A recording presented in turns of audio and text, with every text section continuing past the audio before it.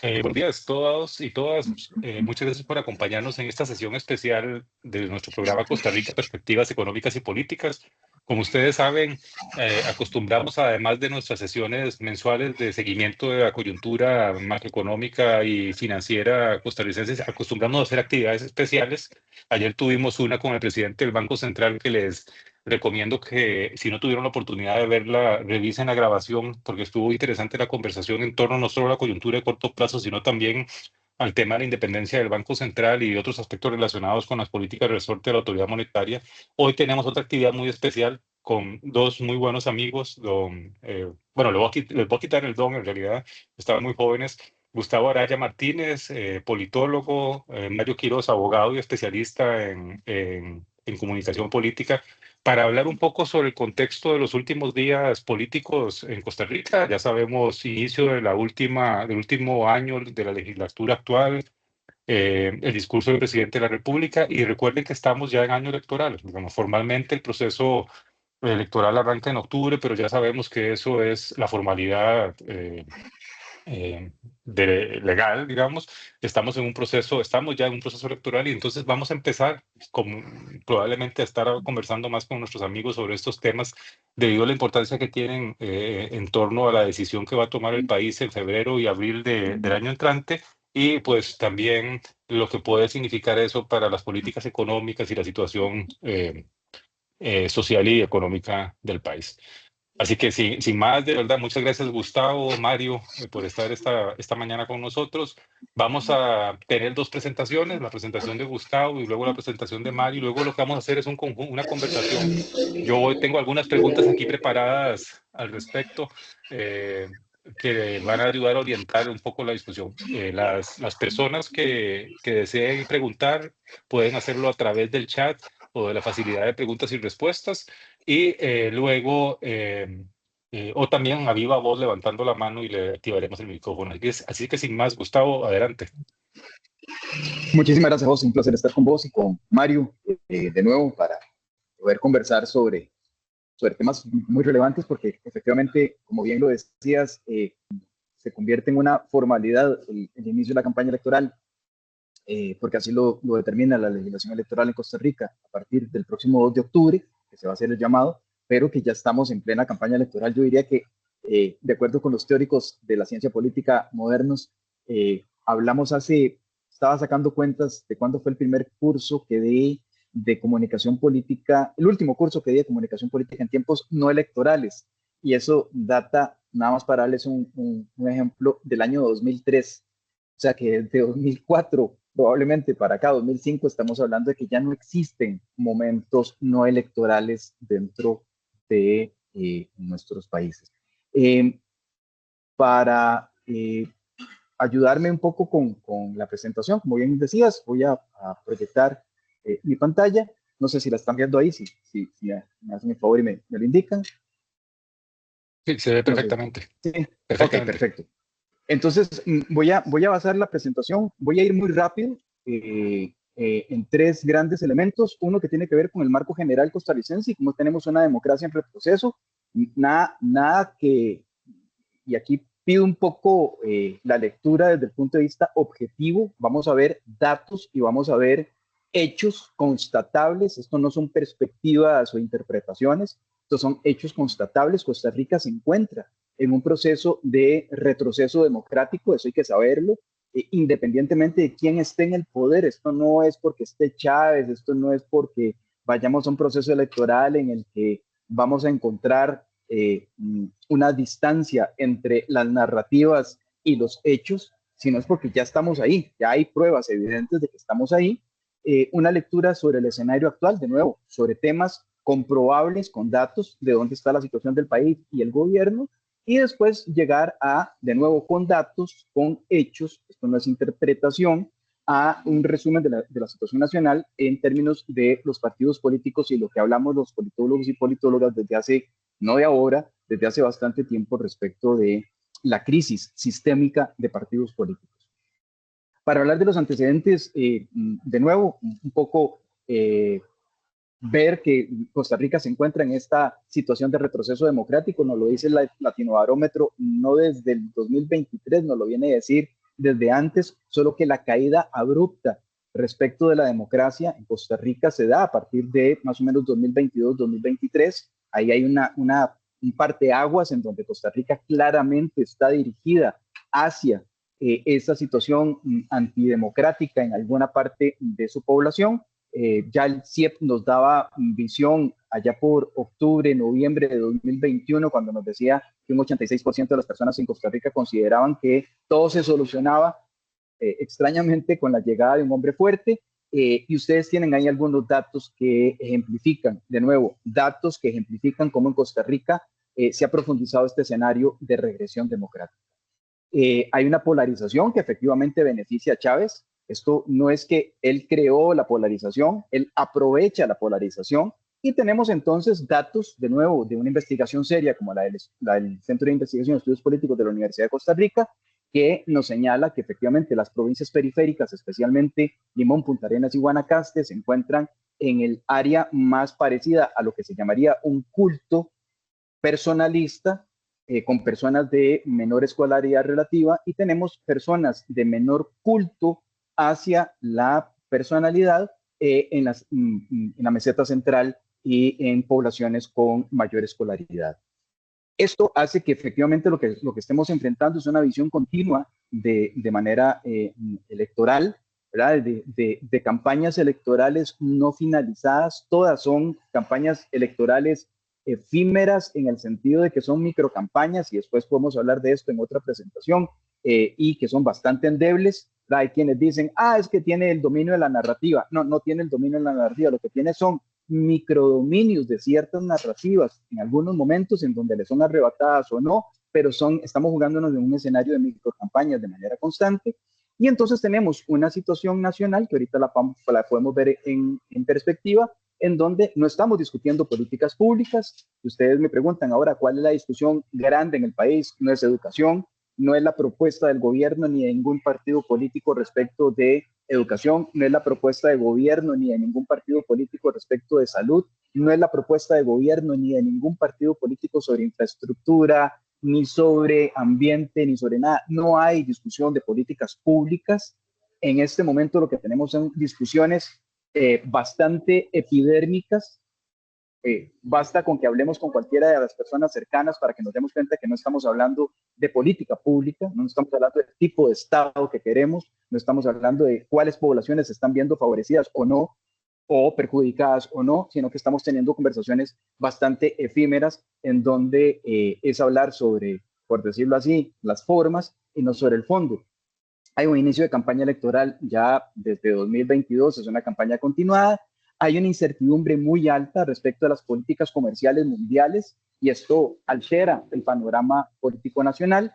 Tenemos un gobierno que, de nuevo, estos son datos, esto es un hecho legal jurídicamente, que tiene sus últimos chances para el impulso real de política pública de mayo a octubre, porque es cuando va a dominar sobre la posibilidad de manejar, por un lado, la agenda legislativa y por el otro, presentar propuestas que efectivamente ya no sean bajo la dinámica de un mes de octubre, en donde empieza la campaña electoral formalmente dicha, sino que va a poder hacerlo, tendría que poder hacerlo anteriormente. Problemas nacionales sin atención. Esto no tiene nada que ver con Chávez o si Chávez o Liberación Nacional o el Partido Unidad Social Cristiana. Les invito a que dejemos de ver esto como si se tratase de un partido de fútbol. Esto no tiene colores políticos, esto tiene una preocupación nacional de fondo, y es que los problemas nacionales están peor, cada vez están peor a nivel nacional, están peor las situaciones en las que viven miles de personas en Costa Rica, y que, de nuevo, los partidos políticos y el chavismo están discutiendo sobre las formas, no sobre el fondo. El caso Barrianador y el caso del BESIE, en el caso de Choreco, se convierten en dos parteaguas en términos de la oleada de procesos que están siendo investigados por corrupción y que eventualmente podrían incidir en la dinámica política nacional. Y tenemos entonces a una población que nos pide a gritos, diciéndonos cada vez más que la seguridad es su principal problema. Si lo vemos acá, de nuevo, con un estudio serio, comprobable, nos damos cuenta de que la inseguridad y la delincuencia, junto con los problemas de drogas y narcotráfico, están siendo notados por el 50% de la población como los principales problemas del país. El otro porcentaje nos está hablando de problemas de carácter económico, un 20% prácticamente, costo de la vida, desempleo y pobreza. Y hay una población que nos viene hablando en un 25%, es el segundo problema más importante, de mala gestión y corrupción en el gobierno. Cuando vemos los problemas nacionales, nos damos cuenta de que salud, tenemos 1.1 millón de ticos en lista de espera. Esto no es un dato, no está dado por, o sea, no hay interpretación aquí de que, son muchos, pocos, o no, es 1.1 millones de personas que están en lista de espera, ¿verdad? Que tenemos problemas de salud muy serios, no voy a entrar en más datos. En educación, con el gobierno que ha asignado menor presupuesto histórico a la educación, 4.9, de hecho es incumplimiento constitucional, esto es un hecho, esto no tiene nada que ver con banderas políticas, y que no hay rendición de cuentas ni hay presentación del plan en educación. En infraestructura, de nuevo, nos vamos a hechos y nos damos cuenta de que es el periodo en el que menor inversión se ha hecho en infraestructura pública, además con algunos, digamos, derivas de, no voy a calificarlo como incompetencia o como corrupción, pero con algunas derivas de falta de profesionalismo, en donde tenemos, ¿verdad?, digamos, no muy grato honor de haber descubierto las cuadrongas o las rectangulongas, no sé cómo llamarles, a eso que se hizo en la 32. Si vemos el tema de las cifras fiscales, aquí el genio de esto es José, pero yo nada más me voy a atrever un poco a señalar que ya se ha mencionado por parte inicialmente de la bancada del PLP y posteriormente por parte de la Contraloría General de la República, con datos de que el gobierno ha maquillado las cifras fiscales y que estamos en un momento donde la deuda del Estado con la Caja Costarricense del Seguro Social ha alcanzado cifras históricas. Ni para qué el tema de seguridad, no voy a entrar en eso. Tenemos cifras históricas en homicidios, cifras históricas en no decomisos de droga, y tenemos además una población que, de nuevo, cuando se le pregunta que cómo estamos en términos de seguridad, nos dice que estamos, un 80% de la población nos dice que estamos peor que hace un año, y datos, esto no es interpretación de nuevo, donde Canadá emite una alerta de viaje a su población diciéndonos que en Costa Rica es un país peligroso. Esto para no señalar las múltiples, la gran cantidad, y aquí no voy a mencionar los medios nacionales, estos son medios internacionales que señalan el problema de la droga y de los eventuales, posibles o presuntos vínculos de la droga con autoridades al máximo nivel que nunca se había dado en historia, al máximo nivel, digamos, de la toma de decisiones.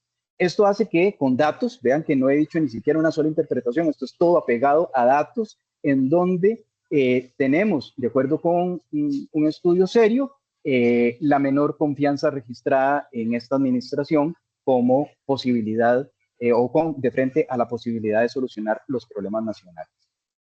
Versus, ¿verdad? Por otro lado, es la gran paradoja que se tiene en los populismos autocráticos, en donde ya Costa Rica se encuentra, en donde una cosa es la realidad, esta que hemos descrito con datos apegados a fuentes fiables, y tenemos por el otro lado las narrativas, en donde efectivamente en la narrativa hay una, digamos, clara, por lo menos favorecimiento, esto no quiere decir apoyo, sino favorecimiento a las narrativas que se mantienen desde el gobierno. De nuevo, ya lo vimos en términos de la polarización, lo vemos de nuevo marcado esto en términos del apoyo, de la popularidad hacia el gobierno, en donde son los hombres, las personas de menor escolaridad y generalmente situadas en la periferia del país, en donde nos están dando a gritos, ¿verdad? Que están molestos, y que que pega gritos por ellos, de ahí lo ven bien porque está diciendo algo que ellos, de todas maneras, incluso el propio Chávez se niega a atender, pero que ningún partido político les está hablando. Vemos una caída del chavismo en los dos sectores no polarizados, por decirlo de alguna manera, en los sectores en que hay racionalidad o que están viendo precisamente las contradicciones entre la realidad y la narrativa, hay un desplome en ese sentido, y por lo tanto aquí lo que estamos viendo es que de cara a el proceso electoral, pero a la paradoja principal que sostiene en todos los países, no solo en Costa Rica, lo podemos ver en Hungría, lo podemos ver en Turquía, lo podemos ver en algunos países del África subsahariana, lo podemos ver en los Estados Unidos, lo podemos ver en algunos países de Sudamérica, independientemente de si es derecha o de izquierda. Esto no tiene nada que ver si es conservador o progresista.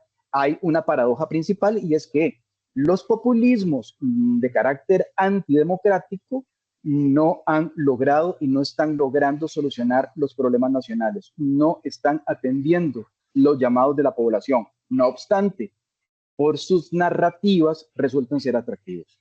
Y entonces ahí vemos una caída de 15 puntos en las personas que gustan de Chávez y también de sus políticas, un desplome de 15 puntos, prácticamente perdió la mitad de su credo. Hay un grupo que se mantiene, que aunque digamos que apoyan lo que hace, lo que dice Rodrigo Chávez, pero no sus políticas, pongámosle Chávez, pongámosle Rodríguez, González o sea, cualquier populista que estuviera en esta situación, autócrata, estaría sufriendo exactamente el mismo fenómeno, en donde hay una contradicción entre lo que dice y lo que hace, y suben relativamente 4 puntos aquellos que no les gusta Chávez, pero sí lo que hace, y sube aquellos que no les gusta lo que hace Chávez ni lo que dice en alguna manera. Esto nos pone un escenario contradictorio o contrario a lo que mucha gente ha señalado de que hay un chavismo imbatible, cosa que no es cierta, no lo hay, así como no hay un liberacionismo imbatible, así como, o sea, es una fuerza política más, pero que está en franca contradicción con los hechos que se presentan en el país. Tan es así que las críticas no han logrado calar ni en la percepción que se tiene respecto a las universidades, ni en la percepción que se tiene del OIJ,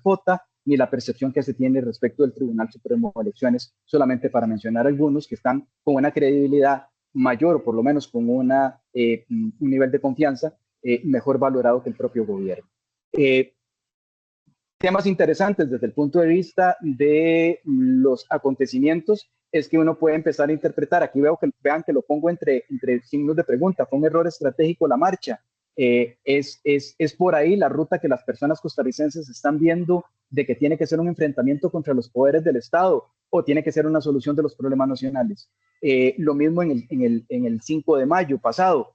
Hay una crisis del discurso, nos refleja esto que la narrativa audiovisual no se convirtió realmente en una crisis de una rendición de cuentas, que se muestra que hay un desgaste de gobierno respecto de la propia narrativa, hizo lo mismo de siempre, solo que con algunas pirotecnias de manera diferente, y que basta que haya una burbuja narrativa distinta a la de gobierno para que se convierta en la noticia, ¿verdad? El gobierno no fue la noticia como si no fueron los carteles, tan es así que al día siguiente de los carteles hubo una oleada, de la cual pongo ahí solo un ejemplo, una oleada de troles, que de nuevo lo podemos demostrar con hechos, y ustedes lo han visto con todas las hordas de vietnamitas que invaden las redes sociales, y lo que tenemos es una realidad que por el otro lado parece que no se atiende, ¿verdad? Porque por primera vez vemos un monopolio que deja pérdidas. Por primera vez vemos o el Instituto Nacional de Seguros en una situación de crisis, o el ICE con una caída del 75% de sus utilidades. O sea, por un lado entonces está la narrativa de logros, pero por el otro lado la realidad que de nuevo golpea en medio de una declaración de rendición de cuentas o de supuesta rendición de cuentas, como queramos ver.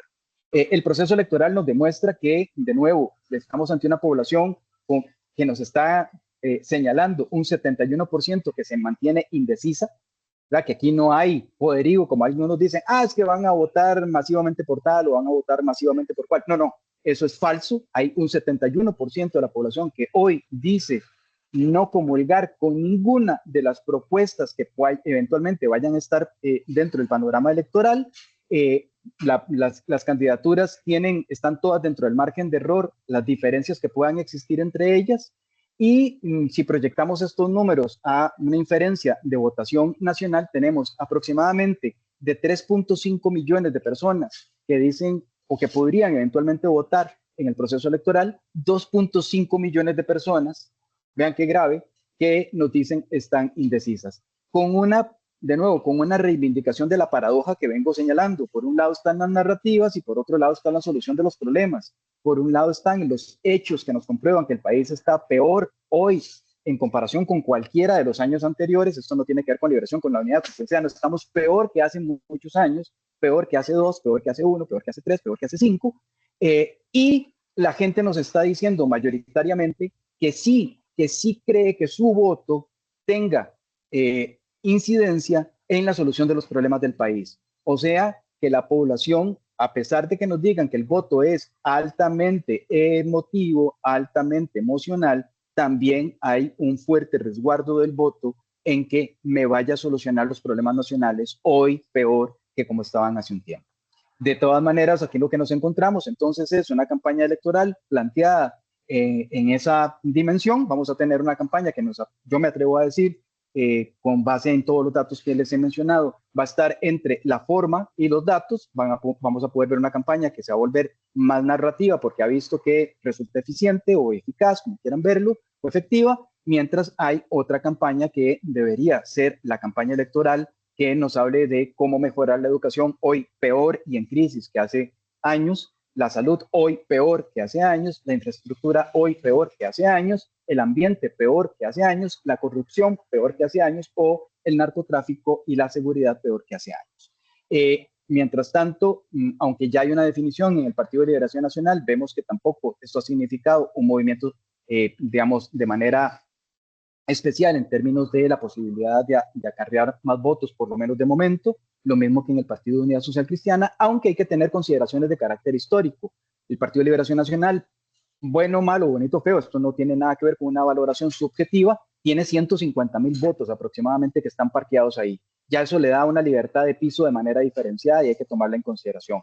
No estoy diciendo que sea bueno, que sea malo, que son menos que hace muchos años, que es lo lógico, todos los partidos están en crisis, pero lo que estoy diciendo es que ahí hay una realidad material indiscutible de 150,000 votos parqueados que se dicen todavía liberacionistas, así como 200 y resto de mil de votos que logró capturar el Partido de Unidad Social Cristiana de cara al proceso electoral municipal, que también no es despreciable y que les dan unas condiciones históricas de manera diferenciada que el resto de los partidos políticos. Esto no significa de manera alguna que vaya a retornar el bipartidismo, que eso es una aberración racional en cualquier, o argumental de cualquier punto de vista. La mayoría de las fuerzas relevantes ya tienen definida su situación, con excepción del chavismo, que en este momento se encuentra sin partido y sin candidatura. De nuevo, esto no es una percepción. No hay partido chavista, no hay candidato chavista en este momento, ¿verdad? El proceso electoral puede correr paralelo a noticias de los casos de corrupción, como les decía, el caso Barrenador, el caso del BESIE y más de 100 denuncias o investigaciones que está realizando la Fiscalía podrían tener un peso significativo durante la campaña electoral. Y si es cierto, y esto no me traje el dato y me disculpo, el estudio que presentó el IDESCO hace unos días nos demuestra que aproximadamente la mitad de la población costarricense tiene miedo de expresarse respecto de la política actualmente. Esto me parece que es aberrante, nadie debería tener miedo y ese dato me parece preocupante. Nadie debería tener miedo en el país de hablar de política, pero claro, cuando uno habla de política, lo que aparece de manera inmediata son amenazas de muerte, son amenazas, son discursos de odio, hay más polarización y evidentemente esto está creando un efecto que desde la comunicación política le llamamos la espiral del silencio de Noel Newman, en donde hay sectores que no se van a manifestar políticamente y que va a haber que considerarlos, que van a afectar el proceso electoral porque no nos van a decir por quién nos van a votar hasta los últimos días. Está demostrado que en Costa Rica aproximadamente un 75% de la población se define en los últimos 15 días, la última semana o el propio día de la elección. De manera tal que esto me lleva a concluir muy rápidamente que el chavismo tiene que tomar en consideración que hay una coincidencia entre la población. Vean que esto no lo estoy inventando yo, esto no es mi interpretación, esto es así, tal cual lo demuestran los datos. Hay una unión entre el porcentaje de personas que consideran que Costa Rica no debería ir por la vía democrática, sino autoritaria, y que aprueban la gestión del gobierno, mientras que los que tienen una perspectiva de carácter democrática desaprueban mayoritariamente la gestión presidencial. Nada más para que lo tengamos en cuenta, esto no me lo estoy inventando, es un dato que está dado por la investigación del Centro de Investigación de Estudios Políticos de la Universidad de Costa Rica. Por lo tanto, aquí hay que tomar 4 consideraciones para quienes creen que tengamos, Mario o yo o cualquier otra persona que nos dedicamos al tema de la comunicación política o la política, que creamos que tengamos la bolita de cristal, y yo les digo, no la tengo, no sé cómo va a funcionar. Lo único que les puedo decir es que hoy podemos decir que popularidad no es lo mismo que movilización, ya lo hemos visto, y menos aún, popularidad no es lo mismo que voto. Eso es una aberración argumental, no sé de dónde salió. ¿Verdad? Que a mí me guste o no me guste el reggaetón no significa que vaya a comprar un disco. Puede ser muy popular Bad Bunny, pero eso no me hace a mí inmediatamente un seguidor. Puedo decir, es buena la música y tal, pero no me convierte en un seguidor. Entonces, no es lo mismo popularidad que voto. Y por el otro lado, en Costa Rica está demostrado desde más o menos 1994, 95, con investigaciones muy serias que se hicieron con ayuda internacional de centros de investigación muy prestigiosos, en donde el índice de desarrollo humano es el mejor indicador de participación electoral. Esto hay que tomarlo en consideración porque entre mayor sea el índice de desarrollo humano, mayor es la probabilidad de asistir a las urnas electorales. Esto quiere decir que las personas que sienten que su voto no va a hacer la diferencia son aquellas principalmente que no van a ir a las urnas electorales, ¿verdad? Que no van a ir a sufragar, no van a ir el día de las elecciones, son aquellas que se encuentran o tienen una alta probabilidad de encontrarse en niveles de pobreza o pobreza extrema. Esto me lleva al tercer argumento, y es que las costas tienden a votar mucho menos que los sectores urbanos centrales, y por lo tanto aquí lo que vamos a tener en Costa Rica, más que una revuelta de sectores dejados de lado por que han estado marcados por la desigualdad, por los procesos de pauperización, en donde hay un retiro sistemático de la ayuda estatal o quienes se han visto menos beneficiados del modelo de desarrollo costarricense, no van a ser efectivamente aquellos que van a hacer la diferencia respecto del voto. Sería, digamos, históricamente novedoso si esto sucede en algún momento. Nunca las revoluciones han sido dirigidas por sectores bajos, siempre han sido dirigidas por sectores medios, y por lo tanto los sectores medios y escolarizados, cuarta conclusión que les podría dejar en esta mañana, es que esos sectores medios altamente escolarizados que han sido dejados de lado por el tipo de cambio, por la educación, por la salud, por la vivienda, por la seguridad, por el ambiente, son quienes van a tener una mayor probabilidad de voto, y por lo tanto los que van a tener en última instancia la decisión final o el peso mayor en la decisión final del proceso electoral costarricense. Gracias, Gustavo. Muchas gracias, Gustavo, por tu presentación. Vamos a pasar algunos minutos a la presentación de Mario. Los asistentes a la sesión han estado también, me imagino, viendo en el chat que hemos estado teniendo una cierta discusión sobre algunos, no discusión, sino una cierta conversación sobre algunos temas de información. Recordemos nada más la regla básica, y la planteamos desde la última vez que tuvimos una sesión de análisis político hace algunos meses atrás. Mientras la discusión se mantenga, sobre todo con el principio de respeto a las personas, ¿no? Compartir diferentes tipos de datos, de información, de interpretaciones es perfectamente válido, mientras sea siempre evitando los ataques ad hominem y sobre todo respetando las opiniones de todas las personas. Esa es nuestra filosofía. Los datos y la realidad, digamos, está ahí un poco, ¿no?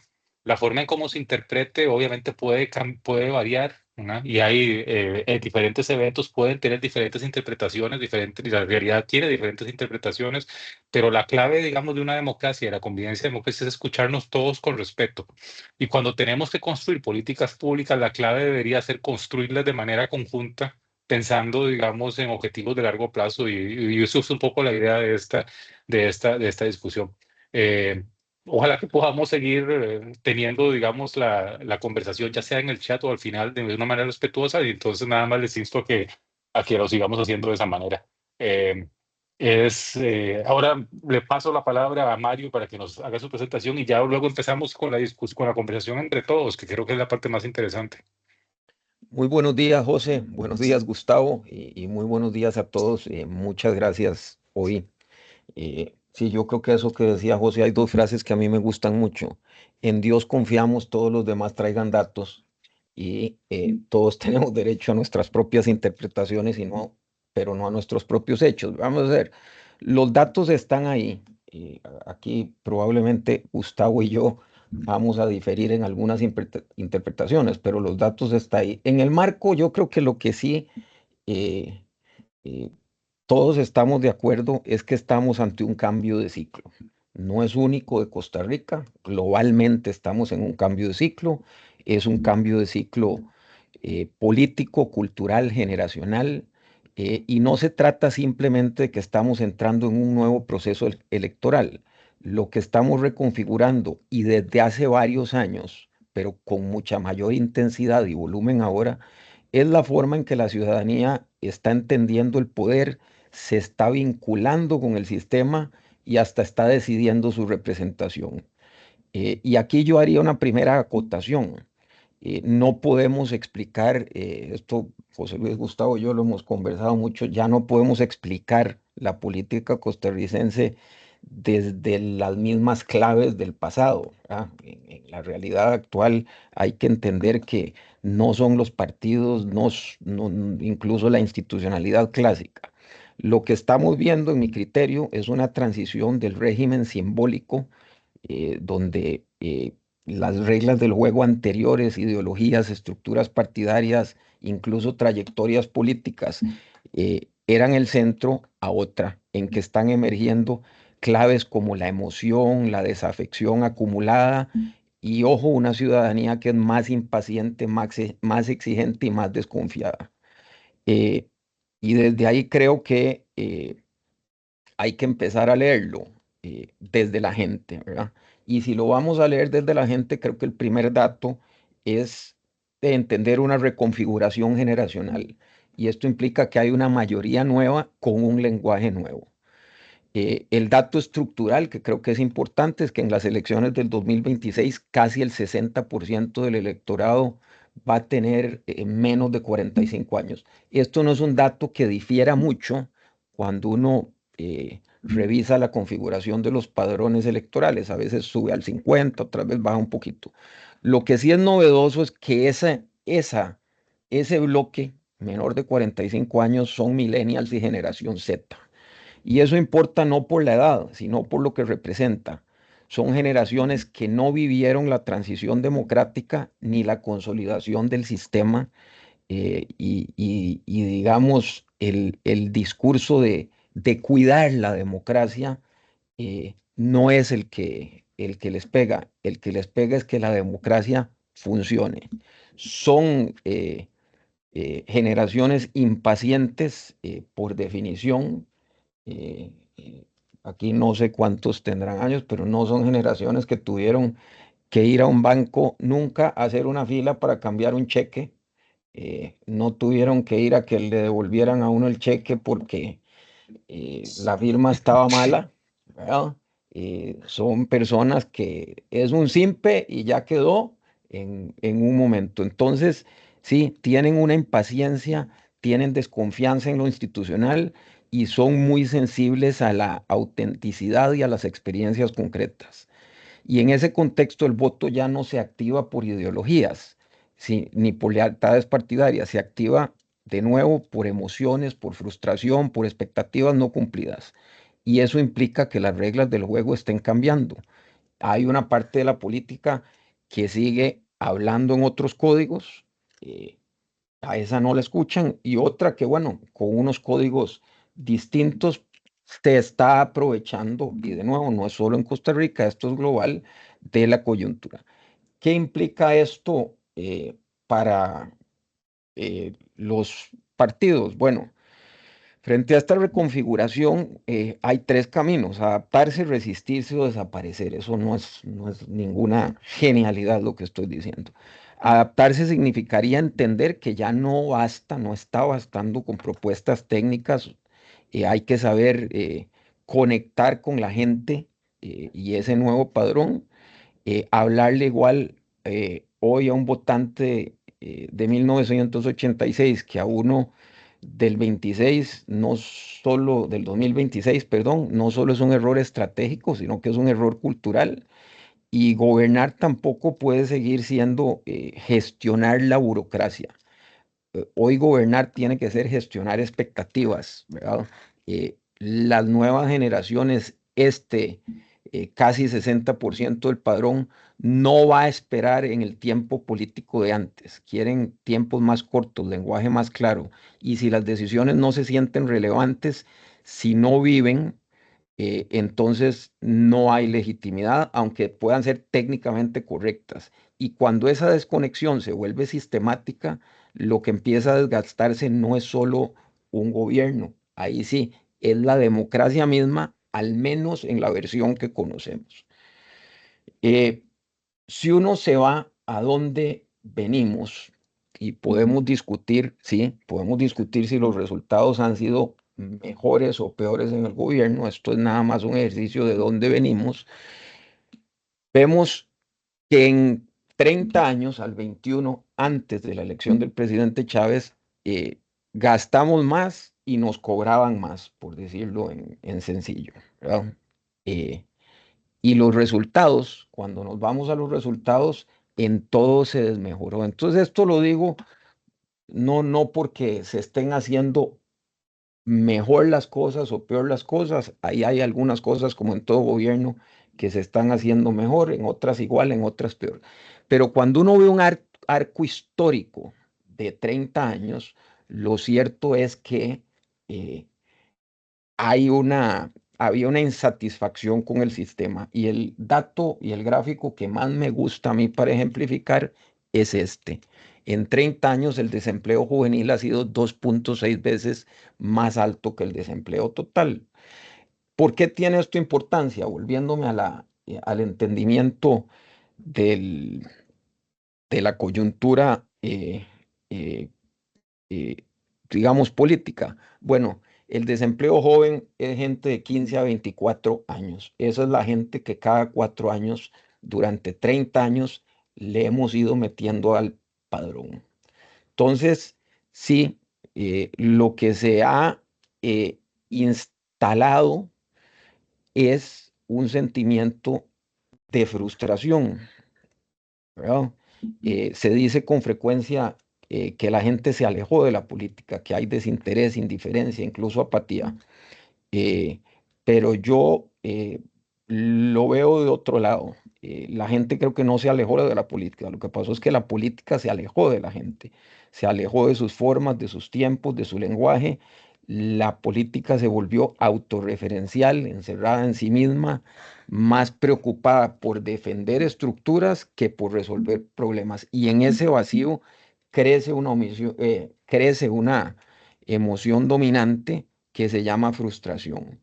La frustración, cuando uno va a grupos de focus groups, de que no ha cambiado, que hay cosas sin resolver, que se repiten las fórmulas aunque ya no funcionen, y entonces ahí sí, en un contexto en que salga una figura con un discurso firme, que el mensaje sea ya basta, que rompa los moldes, que confronte lo establecido, y ojo, no importa si tiene resultados o no a veces, solo el enfrentamiento como tal es lo que importa, entonces ahí tiene cabida.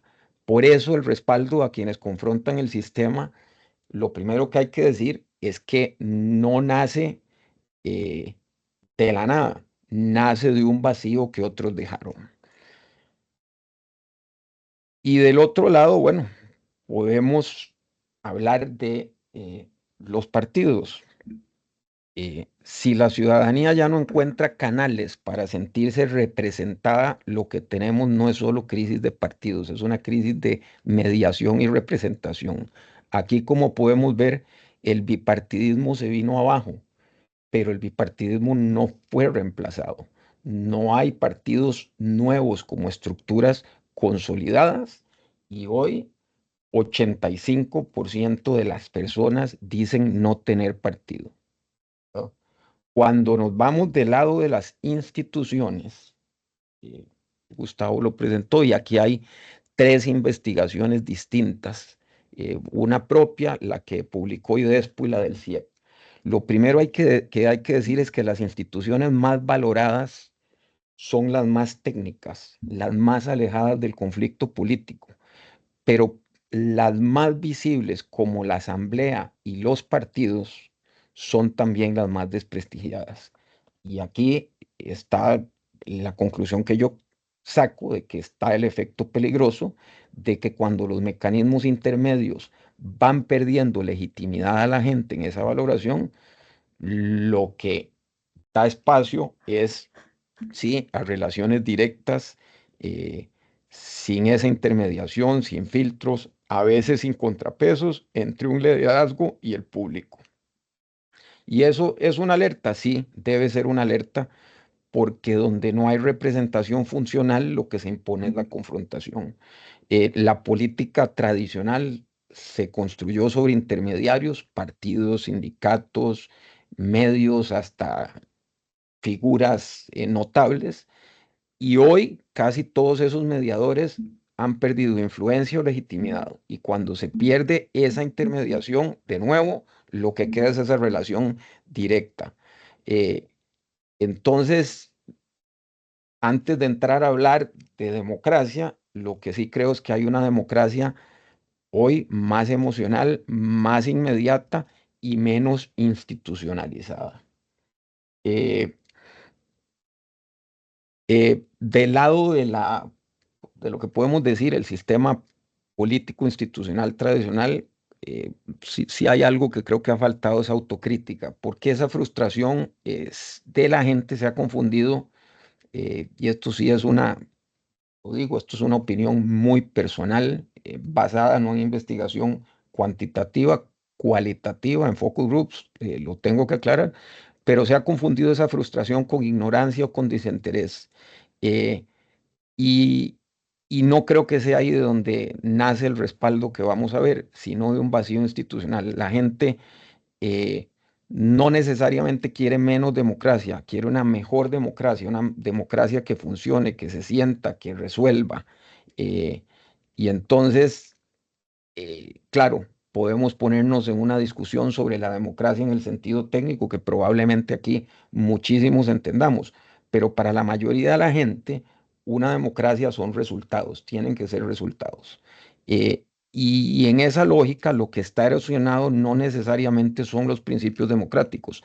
Lo que hay que resolver primero es la credibilidad de los que lo enuncian sin que se les reconozcan hoy renovación o resultados.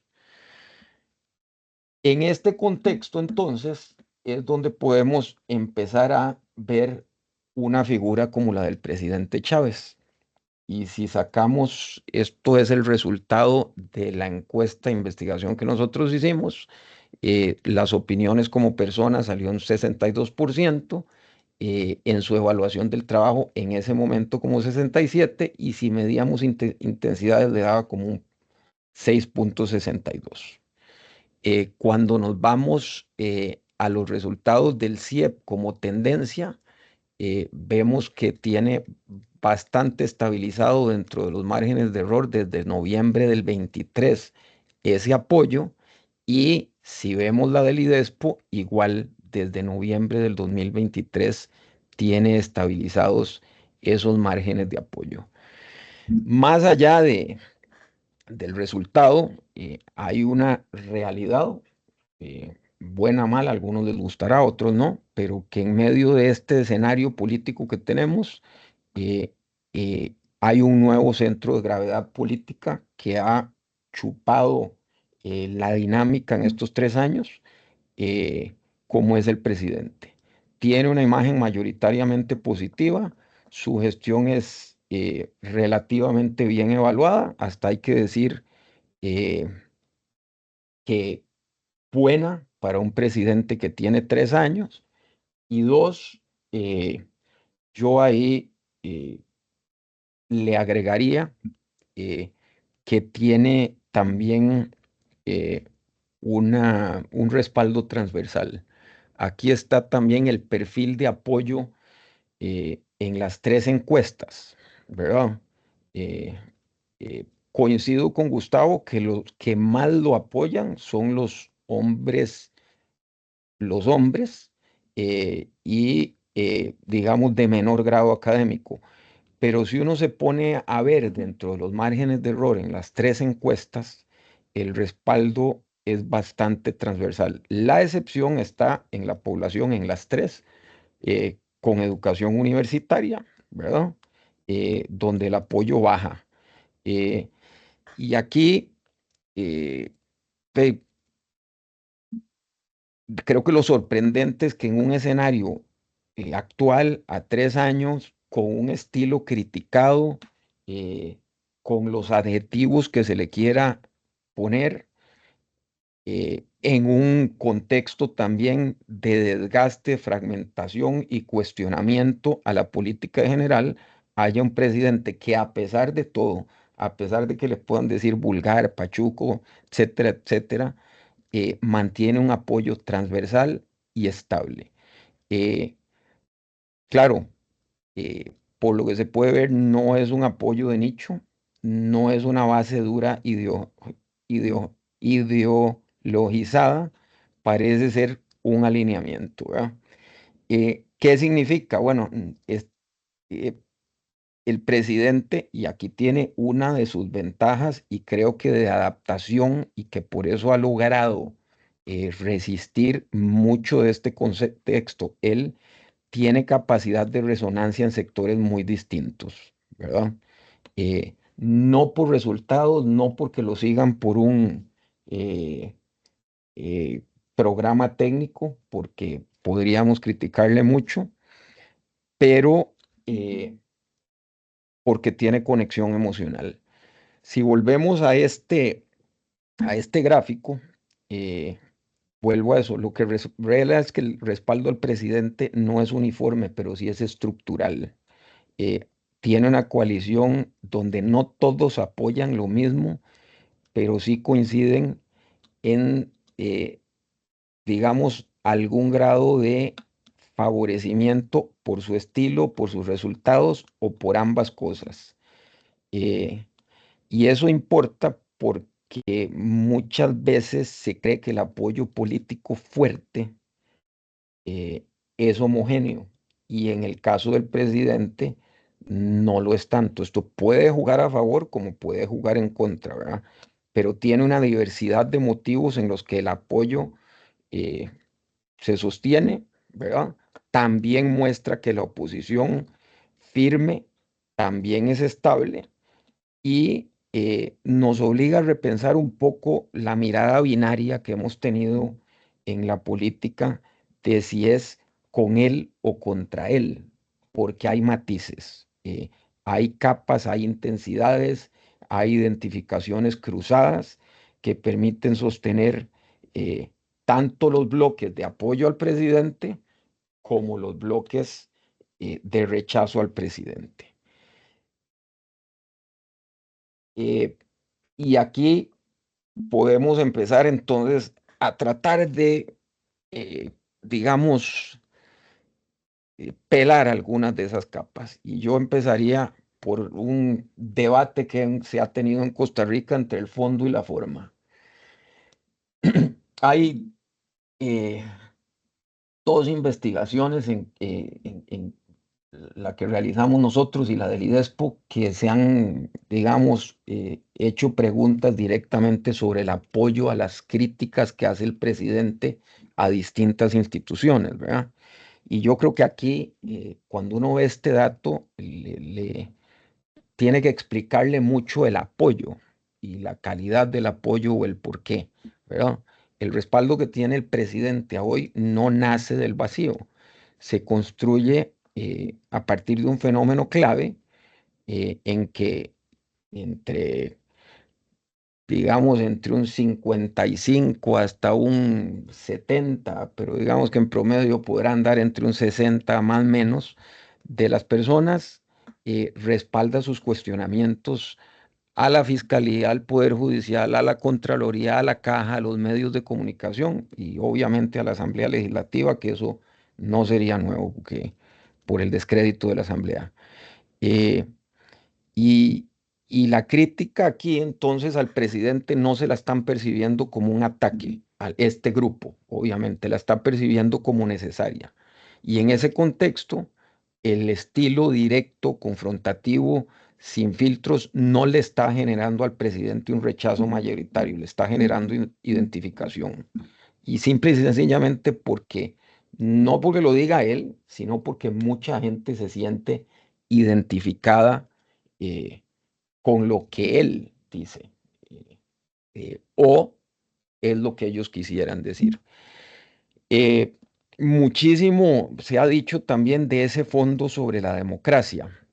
Y cuando hacemos el contraste de que directamente se preguntó si las propuestas del presidente ponen en riesgo la democracia, el 60% dijo que no, eh, un 57% dijo que no lo dejan de gobernar, un 57% estaría de acuerdo con elección de 40 diputados, eh, y cuestionamos también si desde la llegada del presidente Chávez la libertad de prensa ha empeorado, 56% dijo que no, y si los medios de comunicación han sido justos en su cobertura con el gobierno, bueno, 65% dice que no.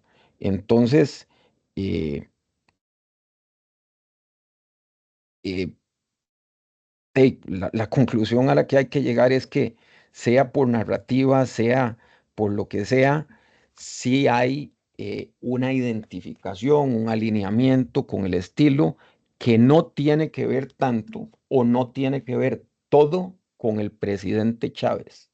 Tiene que ver todo y aquí eh, puede uno, y lo vamos a ver ahora también con datos, puede uno justificar y entender que muchísimo del apoyo al presidente Chávez se basa en el contraste, en que la alternativa del otro lado no ha logrado construirse de forma creíble. Y aquí cerramos, podemos cerrar esto con la forma, porque también se ha hablado, y yo aquí en dos distintas momentos distintos, la pregunta distinta, pero nos pueden dar una idea del dato. Uno de los fenómenos que a mí más me ha llamado la atención son estas respuestas. Y aquí lo que yo voy analizando es que por lo menos el estilo del presidente no está siendo un obstáculo y más bien es una de las fuentes principales de su apoyo. Por eso es que vemos que él insiste, apuesta, redobla su apuesta por una forma directa, confrontativa. Le puede gustar a unos, le puede no gustar a otros, eso se vale, es libertad, ¿verdad? Pero sí está conectando con un grupo del electorado que siente que durante años nadie ha hablado así del poder. ¿A quién está manifestando públicamente esa incomodidad? Con megáfono, digamos, bueno, eh, los círculos políticos tradicionales. Y bueno, en este contexto, la forma se volvió fondo. ¿Qué quiero decir con esto? Eh, Muchísimo del apoyo al presidente eh, es porque el resultado palpable, visible y que está valorando la gente es esta forma en que dice las cosas.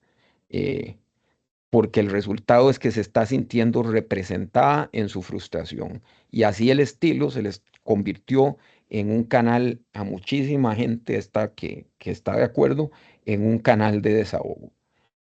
Del lado de la oposición, y aquí voy a hablar un poquito de lo que ocurrió no solo el 1 de mayo, porque eso es también el 5 de mayo. Estoy todavía mal acostumbrado cuando el mensaje y la réplica se hacían el mismo día de la elección legislativa. Bueno, frente a una figura como la del Rodrigo Chávez, ¿qué tenemos del otro lado? ¿Quién representa una alternativa real? ¿Quién está articulando un proyecto diferente con capacidad de conectar emocional y políticamente.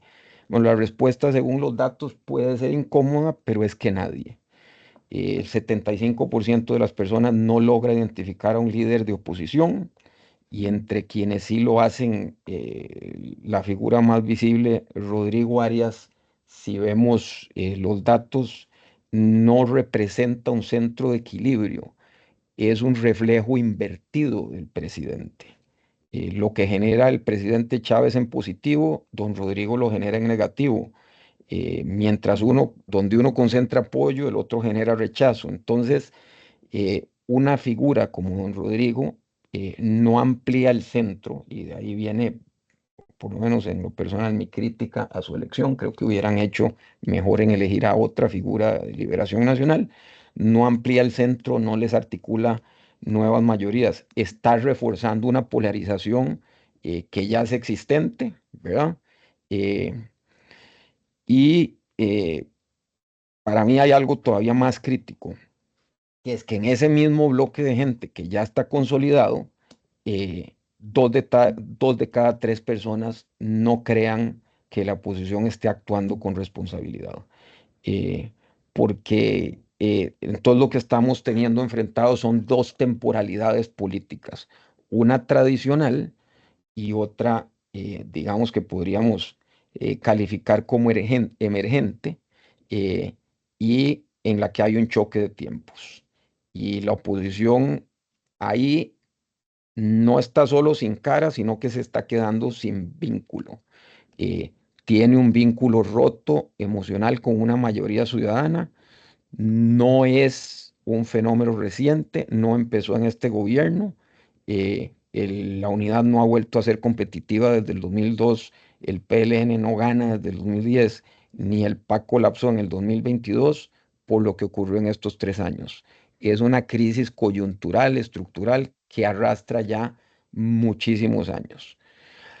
Y entonces la oposición no está enfrentando en estos momentos, y de cara a lo que viene en el 26, solo un problema de oferta electoral. Está enfrentando una disputa por el marco de legitimidad, porque no se está compitiendo solo por votos, de legitimidad electoral y de atención electoral, ¿verdad? Porque se está compitiendo por atención, por narrativa, por resonancia. Y si no logra articular una visión emocionalmente creíble del país y comunicarla, va a seguir perdiendo centralidad, aunque tenga razón técnica. Si nos vamos al 26, camino al 26,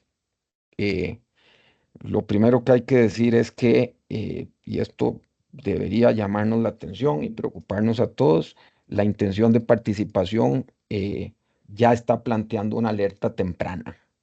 Solo el 60% de las personas afirma que definitivamente va a ir a votar.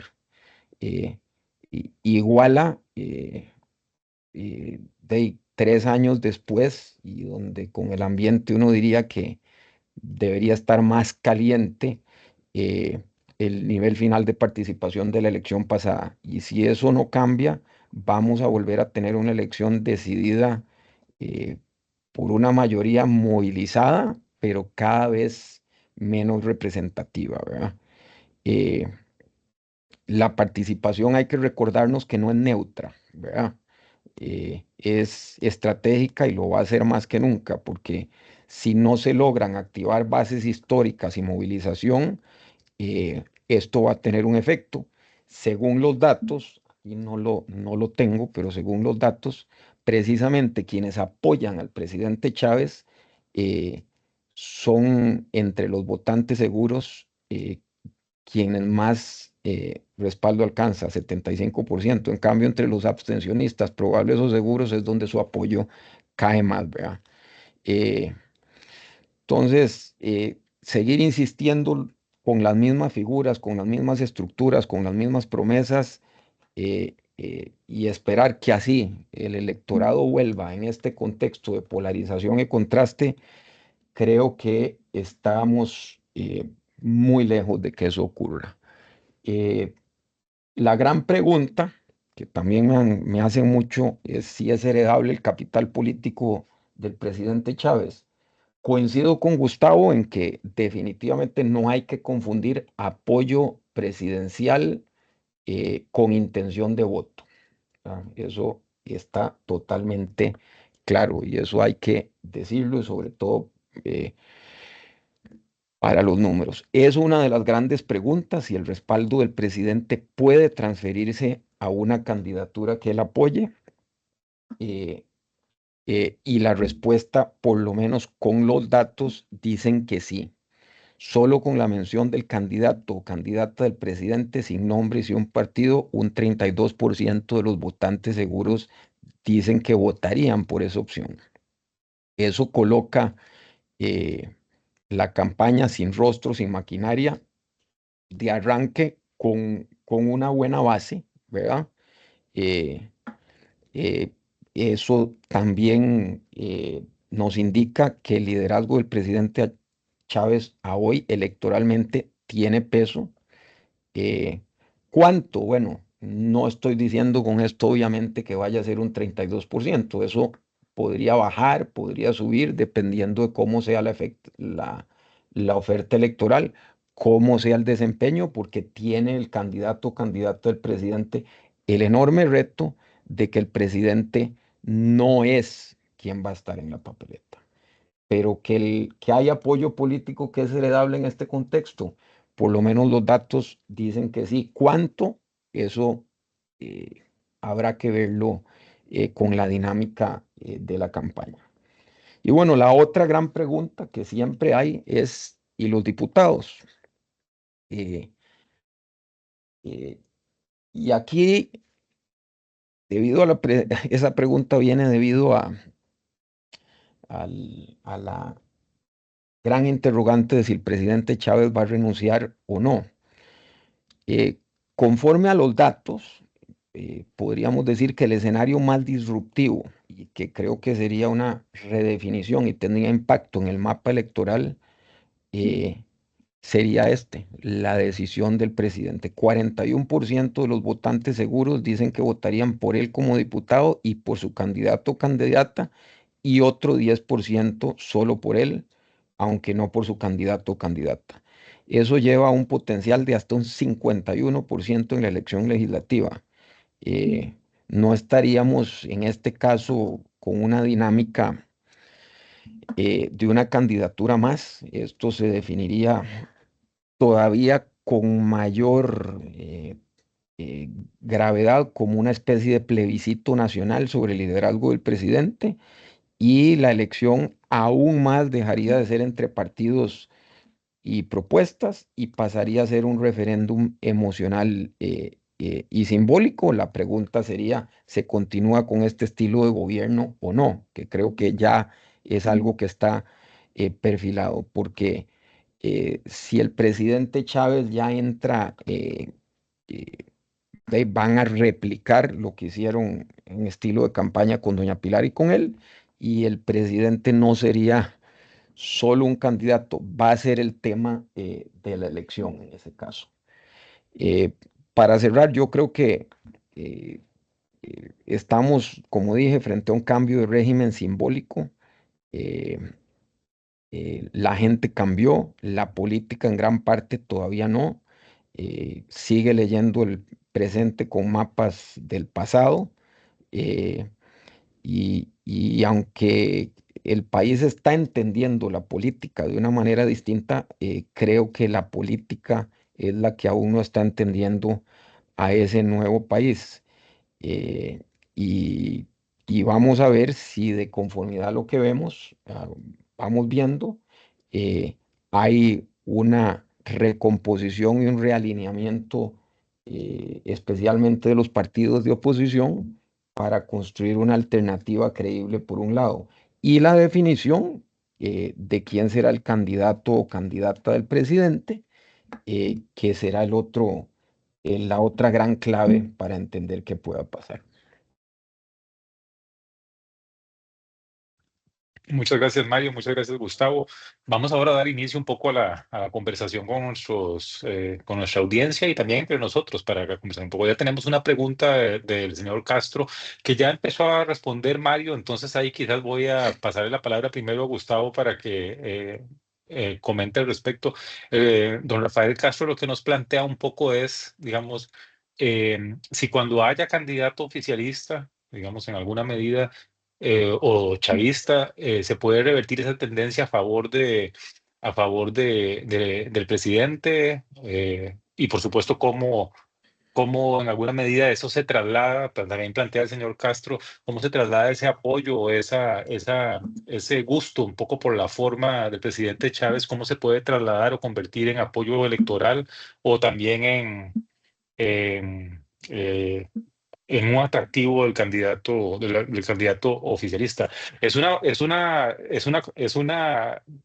competencia electoral muy particular, ¿no? Vamos a ver, ayer justamente estaba conversando con algunos amigos al respecto y vamos a ver, tenemos un candidato que es un fantasma, que no sabemos quién es, digamos, ni el partido, ni al respecto. Y por otra parte tenemos candidatos que sí sabemos quiénes son, pero que son absolutamente silentes por el momento, ¿no?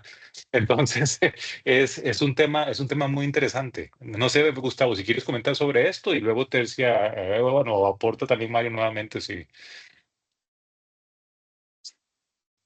Gracias, José, y muchísimas gracias a Mario. Eh, voy a empezar como empezó Mario.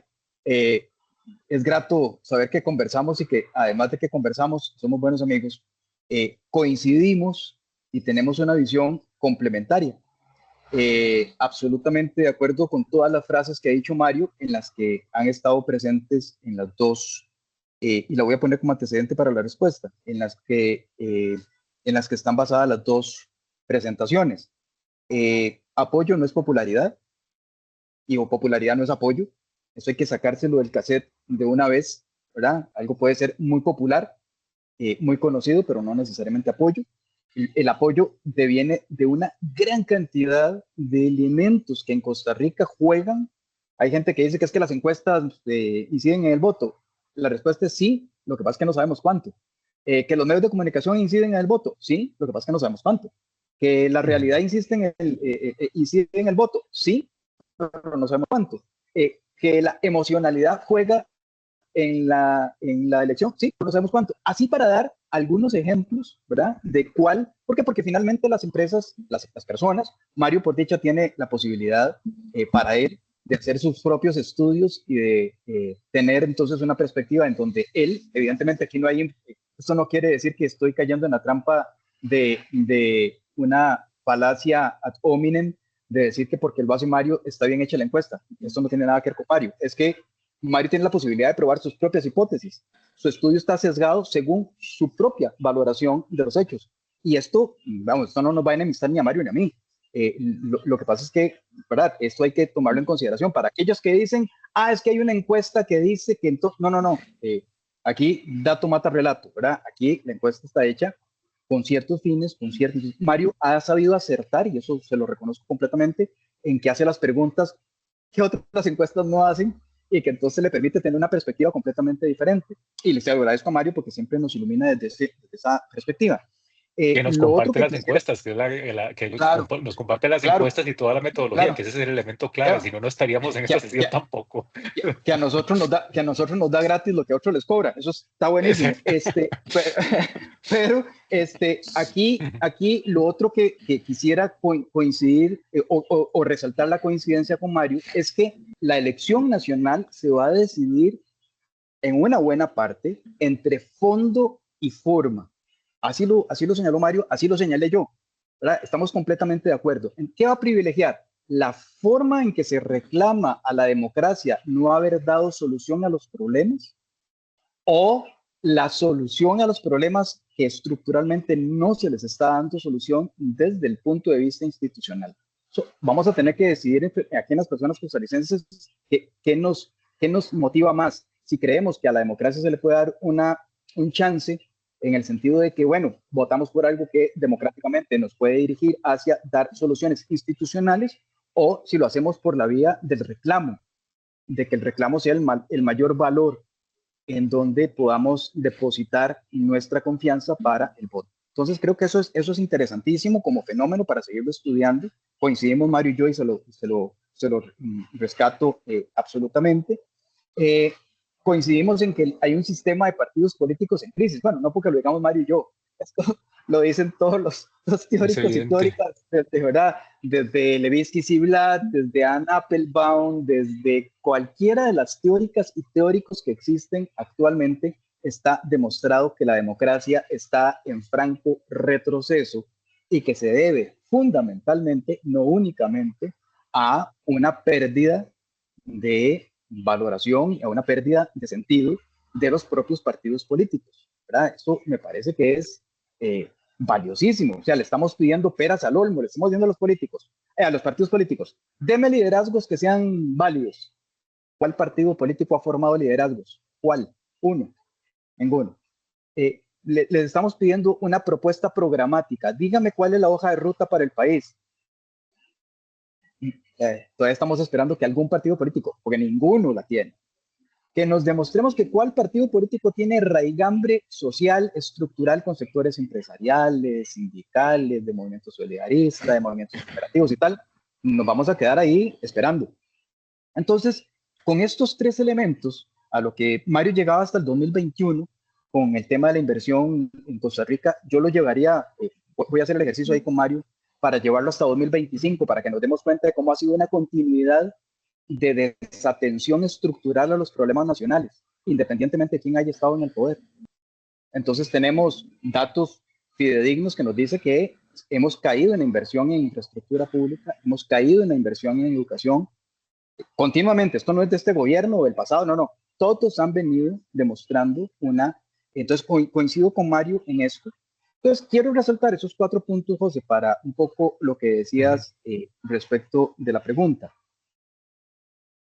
Es muy difícil ahora pensar precisamente en el proceso electoral de cara a la formulación desde los partidos políticos porque es un fantasma la figura de los partidos políticos. No le podemos pedir peras al olmo. No podemos reclamar al partido taxi porque es taxi, porque ese es el fenómeno de la modernidad que vivimos. No le podemos pedir al Partido de Liberación Nacional que haya una reformulación histórica en donde cambie radicalmente y deje los liderazgos pasados, porque eso no sucede, ni a la Unidad Social Cristiana, ni a ninguno de los partidos tradicionales, ni al PAC, ni mucho menos. Entonces, es muy curioso, porque como les decía, coincido con Mario en que el voto no es heredable. Así lo demuestran los datos. Nosotros, ahora que vos pasabas el dato de cómo el voto no se convierte en heredable, independientemente de cuál sea la figura, de que voy a ir a datos históricos. En Centroamérica, más o menos la popularidad presidencial explica el 40% de la diferencia entre los votos entre el candidato oficialista y el candidato que gana las elecciones, que puede bien no ser el oficialista, pero explica ese 40%, en un 40% la diferencia. O sea, si le mete una diferencia mayor o menor, para abajo o para arriba, la explica la popularidad. Eso quiere decir que no tenemos certeza de que si el partido de Chávez en Venezuela, ve que me voy a ir a un dato histórico, Chávez no sabía a quién heredar el poder finalmente, porque no era Chávez. Bukele no se jugó el chance y no heredó el poder en El Salvador, fue él mismo. Fidel Castro lo hizo durante toda su historia. Hugo Chávez lo hizo mientras obviamente tuvo vida. Entonces, dato histórico, los resultados no son heredables en términos electorales. Chávez en Venezuela se tuvo que dirimir entre Nicolás Maduro o Diosdado Cabello, ¿verdad? Entonces, me parece que eso hay que tomarlo en consideración. Y una última cosa que me parece importante de cara a este proceso electoral, con lo que señalabas y que viene en la pregunta, es que no se puede medir con un doble rasero. La población va a tener que, o sea, porque estamos evaluando que la democracia no sirvió porque no dio resultados, pero estamos evaluando a las figuras populistas, llámese Trump, Bolsonaro, Andrés Manuel López Obrador, Chávez en Venezuela, cualquiera, las estamos evaluando por la narrativa. Entonces no se puede pasar a ese doble rasero. No se puede decir, a uno lo evaluamos por los resultados y al otro lo evaluamos no por resultados, sino por otra lógica. Creo que eso hay que tenerlo en consideración de fondo para que nos demos cuenta de que, y con esto cierro, en Costa Rica hasta diciembre, noviembre de 2014, los candidatos eran, perdón, a enero de 2014, los candidatos eran supuestamente José María Villalta, Otto Guevara o Johnny Araya. ¿Y quién quedó? Alguien que no estaba en el radar. En 2021, en la elección, en 2021, perdón, en noviembre de 2021, ¿quiénes estaban en las encuestas electorales punteando? Juan Diego Castro y, perdón, 2021 no, sí, esto fue en 2018, 2017, Juan Diego Castro y Antonio Álvarez de Santi. ¿Y quién quedó? Alguien que nos, la elección se dirimió en el 2022 con alguien que ni siquiera estaba en el radar electoral. Entonces, para que nos demos cuenta de que en Costa Rica es muy difícil decir, va a quedar Mario Quiroz, ojalá se lanzara de presidente, yo lo apoyaría, Sí, o no te deseo el mal, dice Mario, o va a ser José Luis Arce. Es muy difícil porque hasta octubre de 2018, aproximadamente 2017, la candidata que iba ganando era Linet Saborío y se desplomó.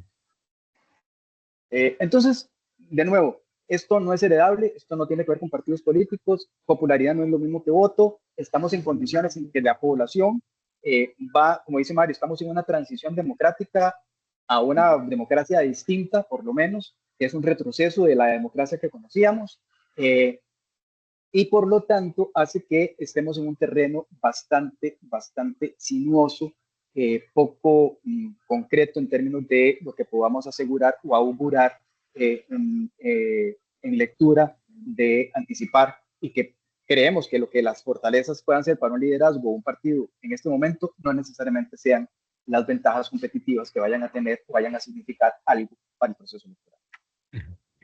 No sé, Mario, si quieres a comentar algo, si no pasaríamos a otra sí, pregunta. Solo una aclaración. Yo sí creo que el capital político en ciertos contextos es heredable.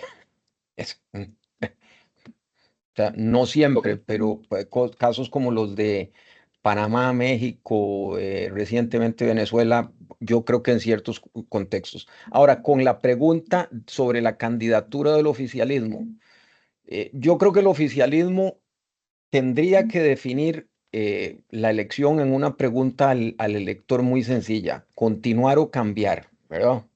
Tiene el reto de que no tiene un movimiento electoral, y ahí coincido con Gustavo, tiene que ver cómo lo pasa de un movimiento político a un movimiento electoral, que no necesariamente es lo mismo, ¿verdad? Tiene también que superar un reto eh, es muy distinto ser el cambio a defender el cambio, ¿verdad? Que gobernar desgasta.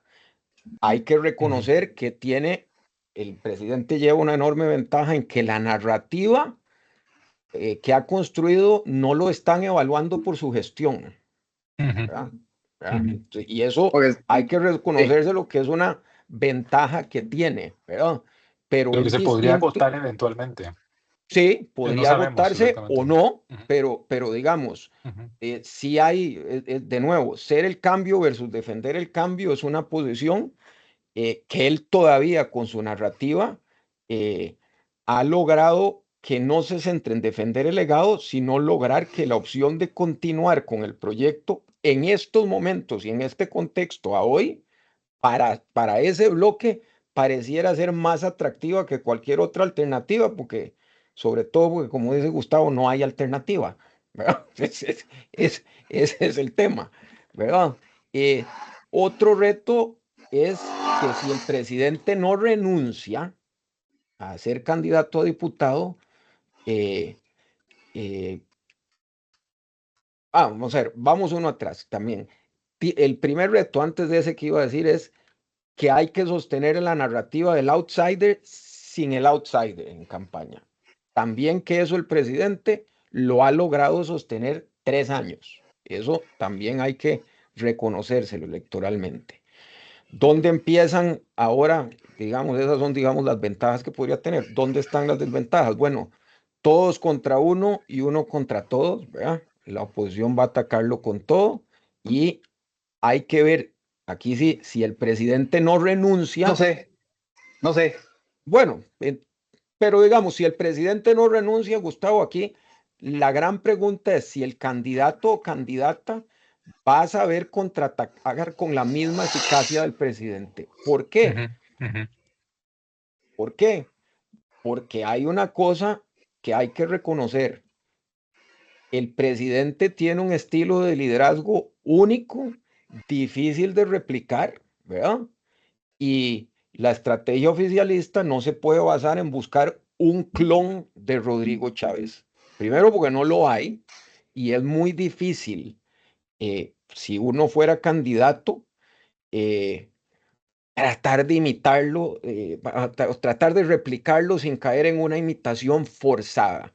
Y ojo, algo que dije, porque cuando me fui aquí es donde los datos hay que conectarlos, cuando me fui a la base y reconfiguración generacional, ¿verdad? El electorado no va a responder igual a alguien que sea una copia sin autenticidad, porque el electorado responde a autenticidad. Continuidad no es lo mismo que repetición. Eso es algo que hay que tener claro, porque sí se tiene que, para finalizar, ese éxito de esa herencia tiene que estar basada en cómo se construye esa candidatura, si se va a construir, y esto, ambas opciones son válidas en el papel, si se va a construir como una continuidad del proyecto político del presidente o como una evolución natural del proyecto político del presidente. Y aquí de nuevo, el gran disruptor de qué puede mover eso es si el presidente renuncia o no, porque ahí sí muchas de las cosas que estoy diciendo puede ser que tendría que hacer otra línea de análisis. Sí, nada más un par de observaciones a lo que decía Mario, que me parecen importantísimas de tomar en consideración desde el punto de vista del análisis político. Lo primero, hay que ver que el chavismo, por decirlo de alguna manera, si es que tal cosa existe, yo creo que es, como dice Mario, esto es un alineamiento, que es muy interesante verlo desde esa óptica, ¿verdad?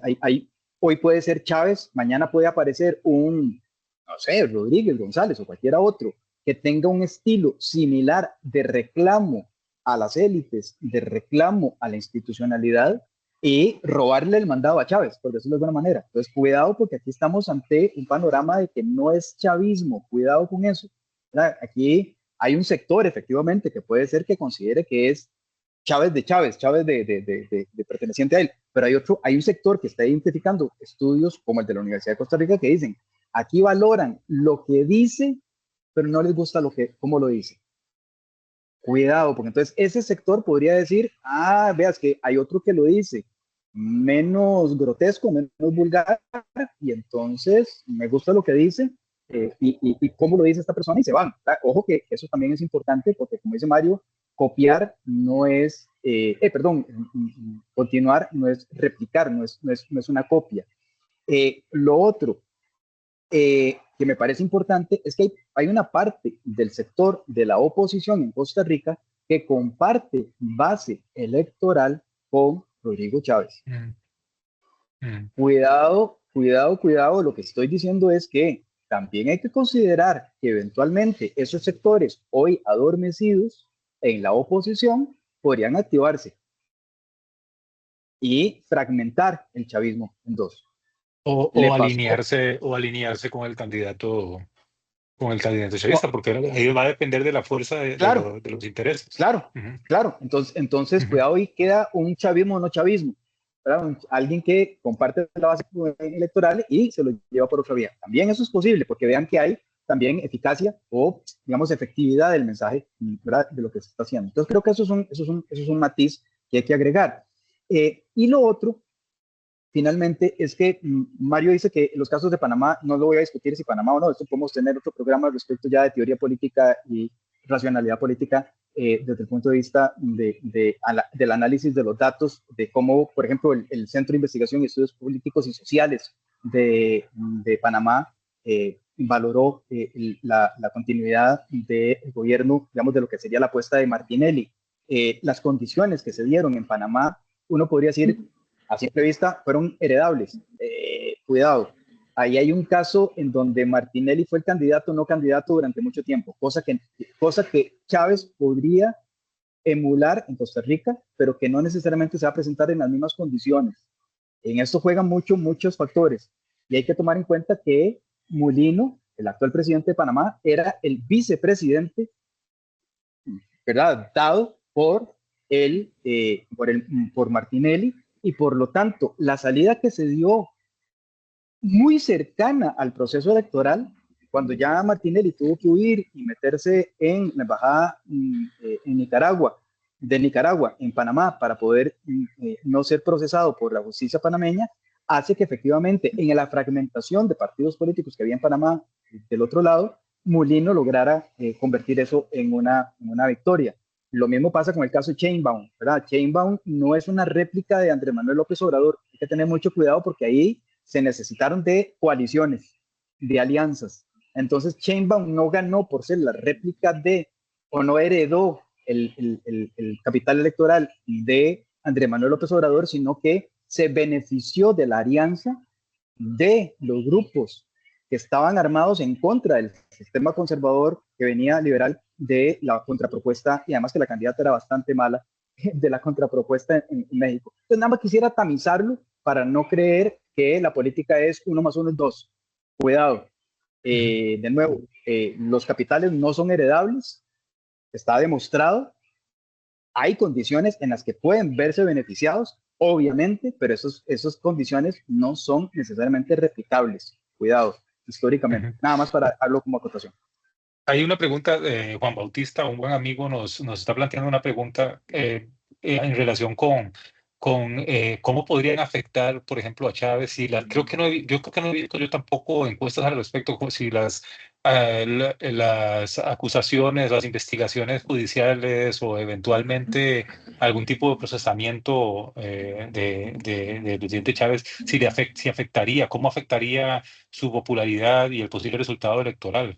Me parece que no tenemos información sobre eso, pero es un tema interesante, es una posibilidad también que podría suceder en los próximos meses. Sí, sí. Yo por eso, perdón, nada más muy rápidamente, yo por eso dije que juegan de manera importante en el proceso electoral, pero no sabemos cuándo.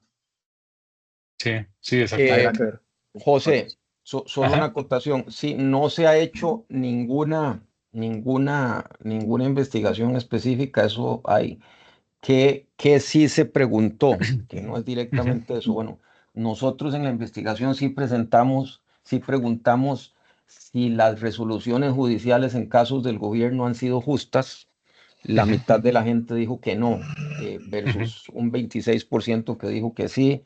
Y después, en el caso específico de la fiscalía, sí preguntamos si el fiscal general estaba actuando bien en sus investigaciones sobre el presidente. Se dio el mismo resultado.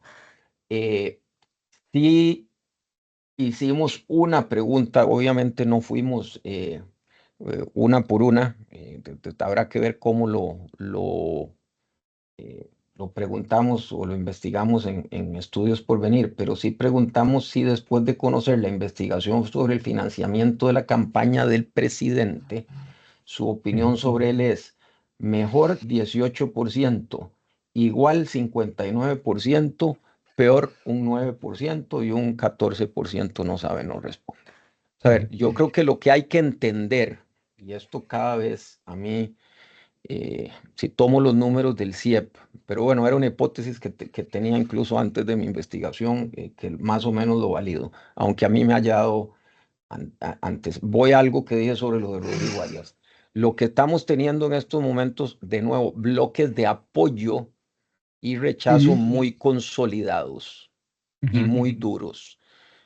Lo que está aquí es un bloque de apoyo al presidente que anda en mis números. Hoy salen 2 investigaciones, una en 65 y otra en 64%. Yo eso con los números que hago, creo que anda un bloque de apoyo al presidente muy consolidado que puede andar entre un 54 y 58%. Un bloque de rechazo que anda entre un 24 y un 28, y hay un bloque móvil que anda entre un 17 y un 21. el tema es las audiencias y los públicos, ¿verdad? Parece ser que estas cosas a ese 54%, pongámoslo en la banda baja, no lo está moviendo. Pero es en alguna medida natural que no les mueva, porque vamos a ver, en el discurso, en el discurso actual político, digamos, y esto no es de esta administración, digamos, el uso del lawfare, por ejemplo, para afectar y cómo eso ha minado un poco la confianza de las personas en los procesos judiciales, Judiciales, en alguna medida, claro. lo que hace es eliminar ciertas certezas que nunca las han habido, pero había cierta certeza, por lo menos cierta confianza en la justicia del sistema, ¿no? Y en alguna medida el uso del lawfare en otras ocasiones, por casos nimios, lo que hace es básicamente crear espacios de duda en relación con este tipo Bueno, de instrumentos. y ahí estás Ujú. dejando de lado las propias dudas que el Poder Judicial se ha creado por los Sí, resultados propios de desempeño del Poder Judicial, ¿verdad?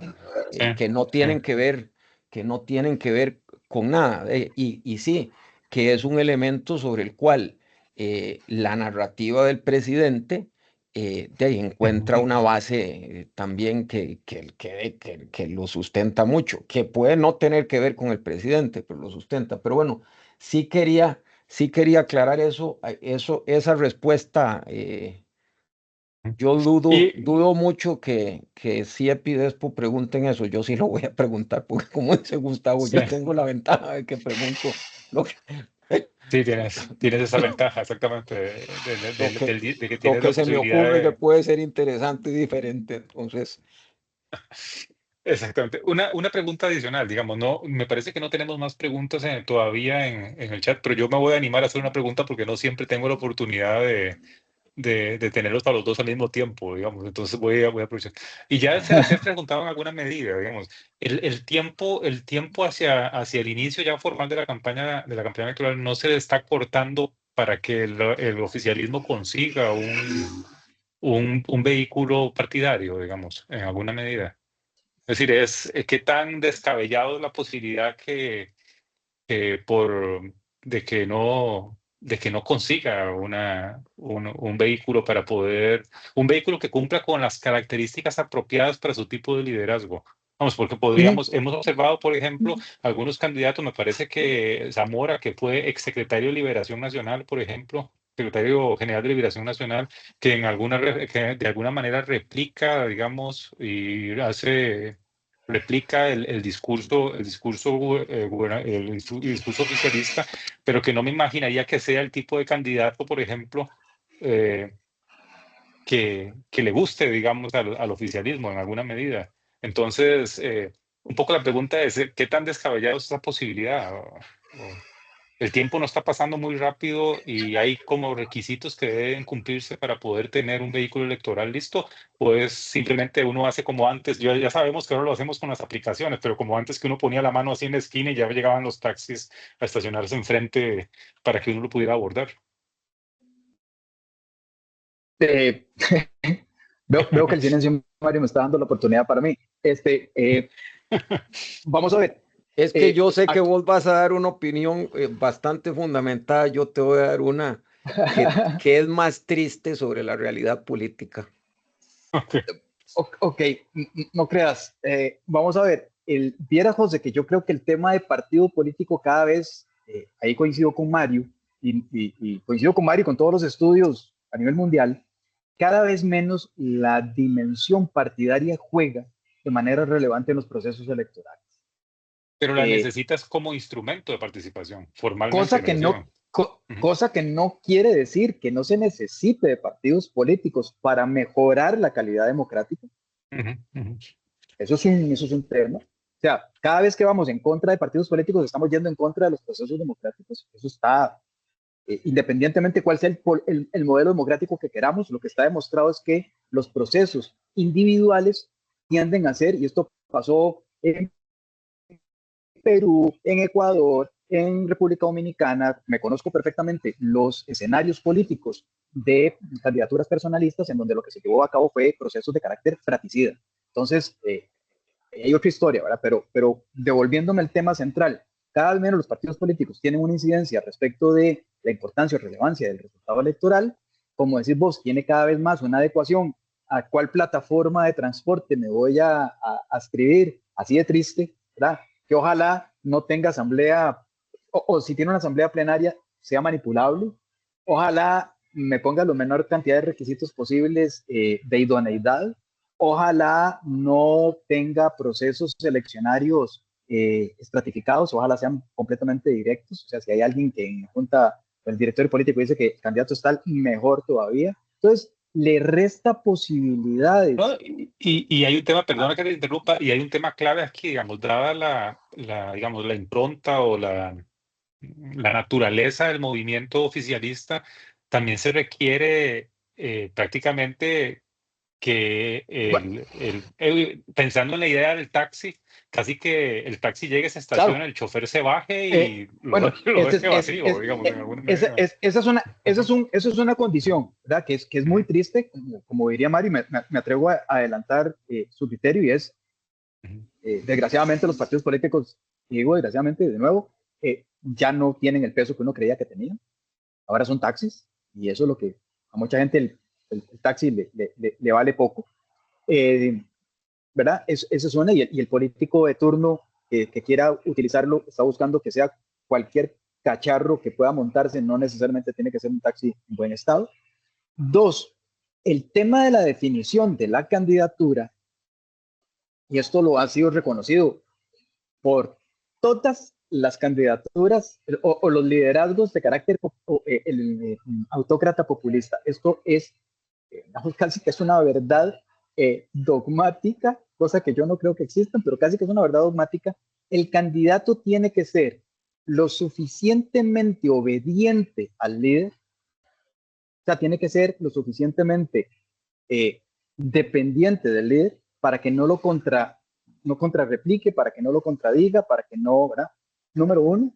Y número dos, tiene que ser lo suficientemente, no quiero decirlo de manera grosera para que no se me malentienda, tiene que ser lo suficientemente eh, poco brillante, carismática e intelectualmente que el líder, comparativamente, para que no lo neutralice en términos de, ojo, no solamente a la posibilidad de quedar electo, sino que no lo vaya mm, a tapar, no lo vaya a negar, no lo vaya a oscurecer, no lo vaya a negar al líder. Entonces, cuando uno dice, es que quedó Maduro y no Chávez, claro, tenía que ser alguien lo suficientemente obediente y lo suficientemente poco brillante para que no, digamos, estableciera ninguna sombra con respecto a Hugo Chávez.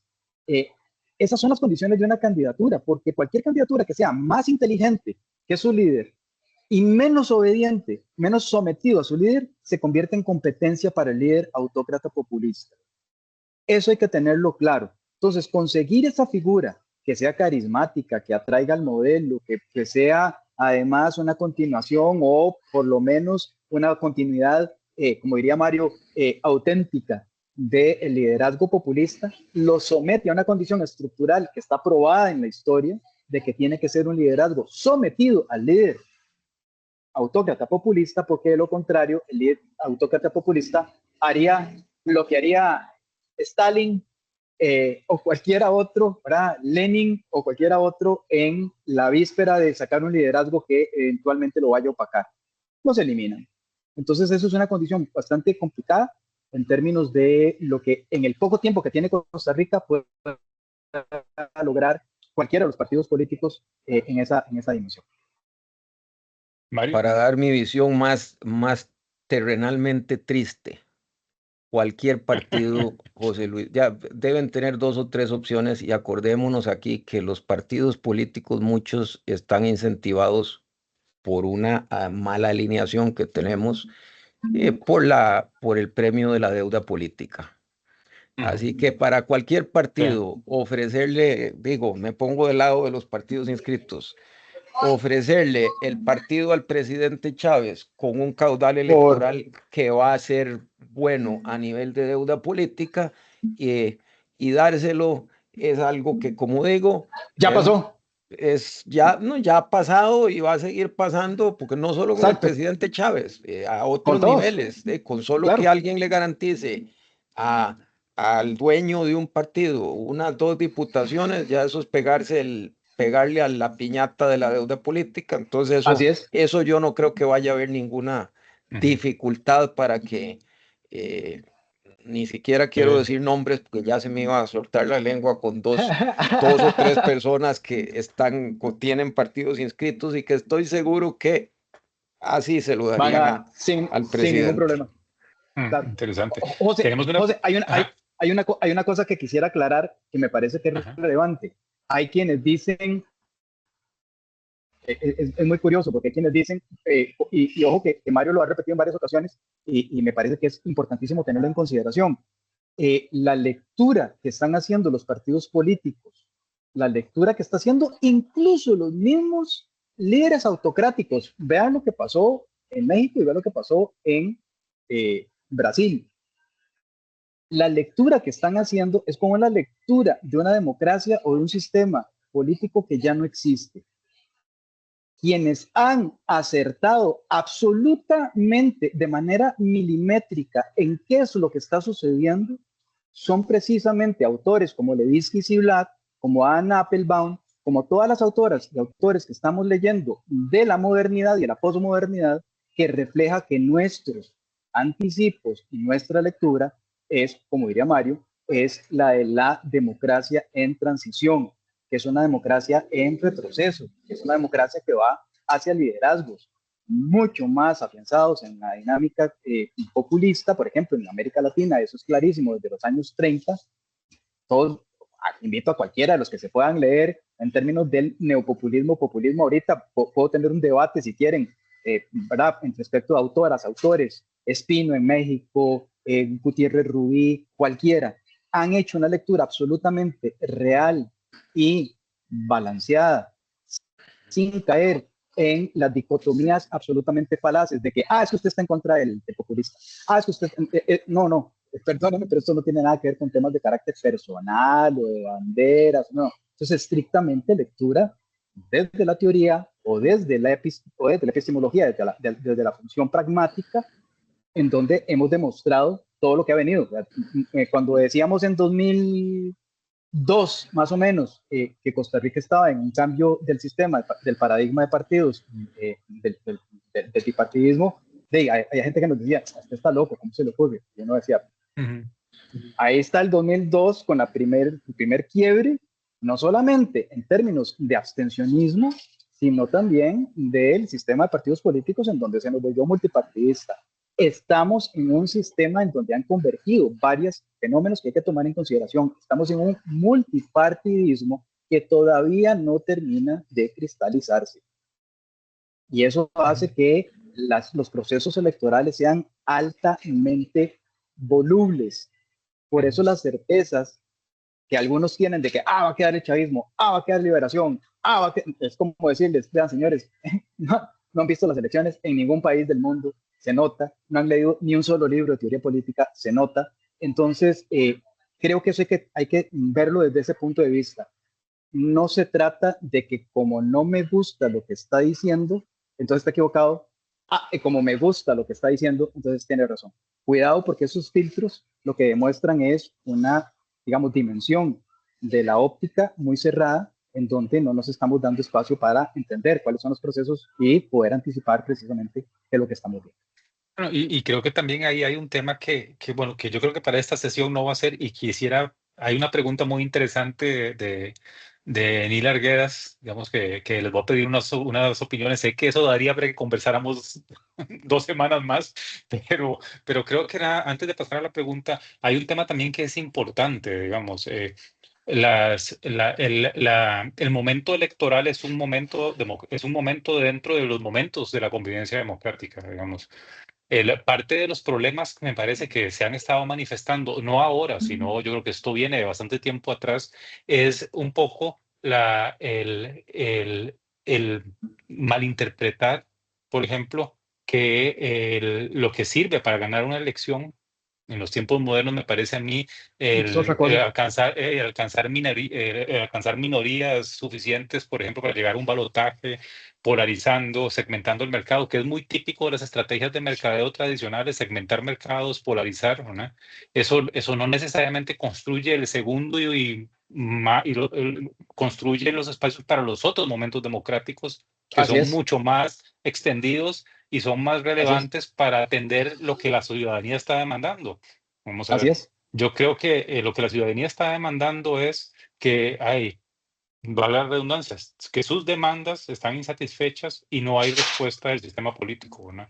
absolutamente. Eh, los Ay, muchos actores políticos se han quedado básicamente en el triunfo electoral, en encontrar una estrategia para triunfar en el momento electoral, que por cierto pasa en el momento de polarización por anular al contrario, pero se les olvida que en el resto del momento democrático tiene que sentarse a hablar. tienen Y que esto ir a no es negociar. chavista, nada más. Esto empieza con Otón Solís, digamos, en los años, a principios de este siglo, por ejemplo, con los inicios del Paco, incluso en Así es. otros momentos en el pasado, ¿no? Absolutamente de acuerdo. Hay algo interesantísimo, lo que dijo Mario, ¿verdad? La comunidad, la sociedad sigue siendo política, y eso hay que entenderlo. La ciudadanía es eminentemente, y esto desde Platón hasta los teóricos y teóricas modernas han reconocido que hay un ejercicio de lo político que ha cambiado y que ahora estamos entendiendo en estas dinámicas de posmodernidad. Eh, y que lo resumo en una lección, una clase que tuve hace un tiempo con un estudiante que hoy es precisamente profesor en la Universidad de Costa Rica, y alguien decía, es que a la juventud no le gusta la política. Este estudiante levanta la mano y le dice, sí, tiene razón, a mí no me gusta la política, pero su política. A mí me gusta otra política. Eso que decía Mario de la nueva generación millennial, la vimos en el 2006, la vimos en el 2003, o sea, en todos los procesos preelectorales en donde estábamos haciendo análisis de cada una de las cohortes que se iban introduciendo dentro de los procesos electorales. Hoy, por ejemplo, para quienes crean que estamos haciendo una valoración desde la política de antaño, nada más perdido en el asunto.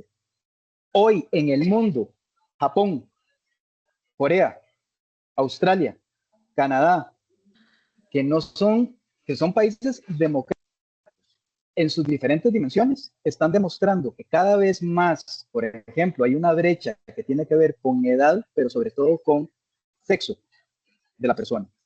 Y está demostrado, hay un estudio de The Guardian y el de Vanderbilt Institute que salió hace un par de años, le hemos estado dando seguimiento a nivel de Latinoamérica, en donde se demuestra que cada vez más los hombres de las nuevas generaciones son cada vez más conservadores y las mujeres cada vez más progresistas.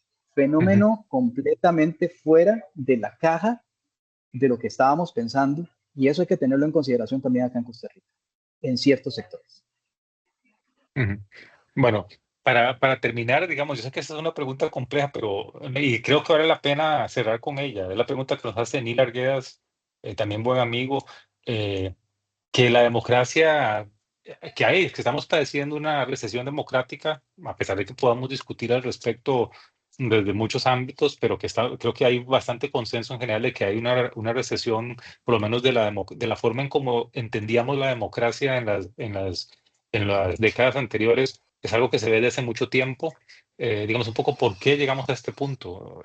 En términos generales es la pregunta. Es una Claro, pregunta muy amplia, sí, pero yo creo que Mario podría empezar, digamos, ahí un poco a cerrar con su Eh, Yo, yo, tradicional. José, creo que, Ah, eh, o sea, estamos, como dije, estamos en unos cambios demográficos que coincido con Gustavo, los hemos tenido, pero los cambios demográficos tampoco suceden en vacío, suceden por un montón de características y sorprendentemente les voy a decir, este aparatito nos ha cambiado mucho, ¿ya? ujú, Nos ha cambiado. Este es un fenómeno de un mundo distinto que nos cambia mucho la forma de relacionarlos, como digo, la inmediatez, ¿verdad? Y sí, tenemos un sistema que en Costa Rica había dejado de dar resultados. Si uno se ve, hay una demanda transversal de cambio en Costa Rica. ¿verdad? Algunos con una necesidad de un cambio más radical, que tal vez son los que apoyan al presidente Chávez, y otros que incluso no apoyando al presidente Chávez, saben que tampoco es que se pueda volver al sistema como estaba, porque el sistema no funcionaba. Ya hay desgaste, o sea, quitemos al presidente Chávez de por medio, ¿verdad? Es otra historia, claro. Es otra historia, ¿verdad? Entonces, sí estamos en un punto de inflexión y no es, uno le gustaría decir que es el conflicto político costarricense, yo creo que no. Cuando nos vamos afuera, hay un punto de inflexión en que no es una diferencia de enfoques, ojo, es de fundamentos. Hay un movimiento, sí, que en Costa Rica está convocando a transformar el sistema desde afuera, ¿verdad? Bien o mal, cuál sea esa transformación, no me estoy metiendo a cuestionarla. Y otro que sí, porque los cambios y los cambios de ciclo siempre generan resistencia, ¿verdad? Sí, hay élites, hay que recordarlo, hay élites que se resisten al cambio, ¿verdad? Que más bien lo defienden por autopreservación. Ahora Gustavo dijo algo que es muy interesante, políticas públicas, habló. Si ustedes se dan cuenta, y no es solo en Costa Rica, ojo lo que voy a decir, el debate actual de la política en general, salvo pocas excepciones, no es sobre políticas públicas. El debate es sobre el marco institucional que las hace posibles, ¿verdad? Exacto. Y eso es algo, por eso es que cuando al presidente muchas veces le critican la gestión, por eso es que no se le pega, porque por ahí no está el centro del debate. Hay un grupo aquí en Costa Rica, liderado por el presidente, en que la institucionalidad es parte del problema o el problema.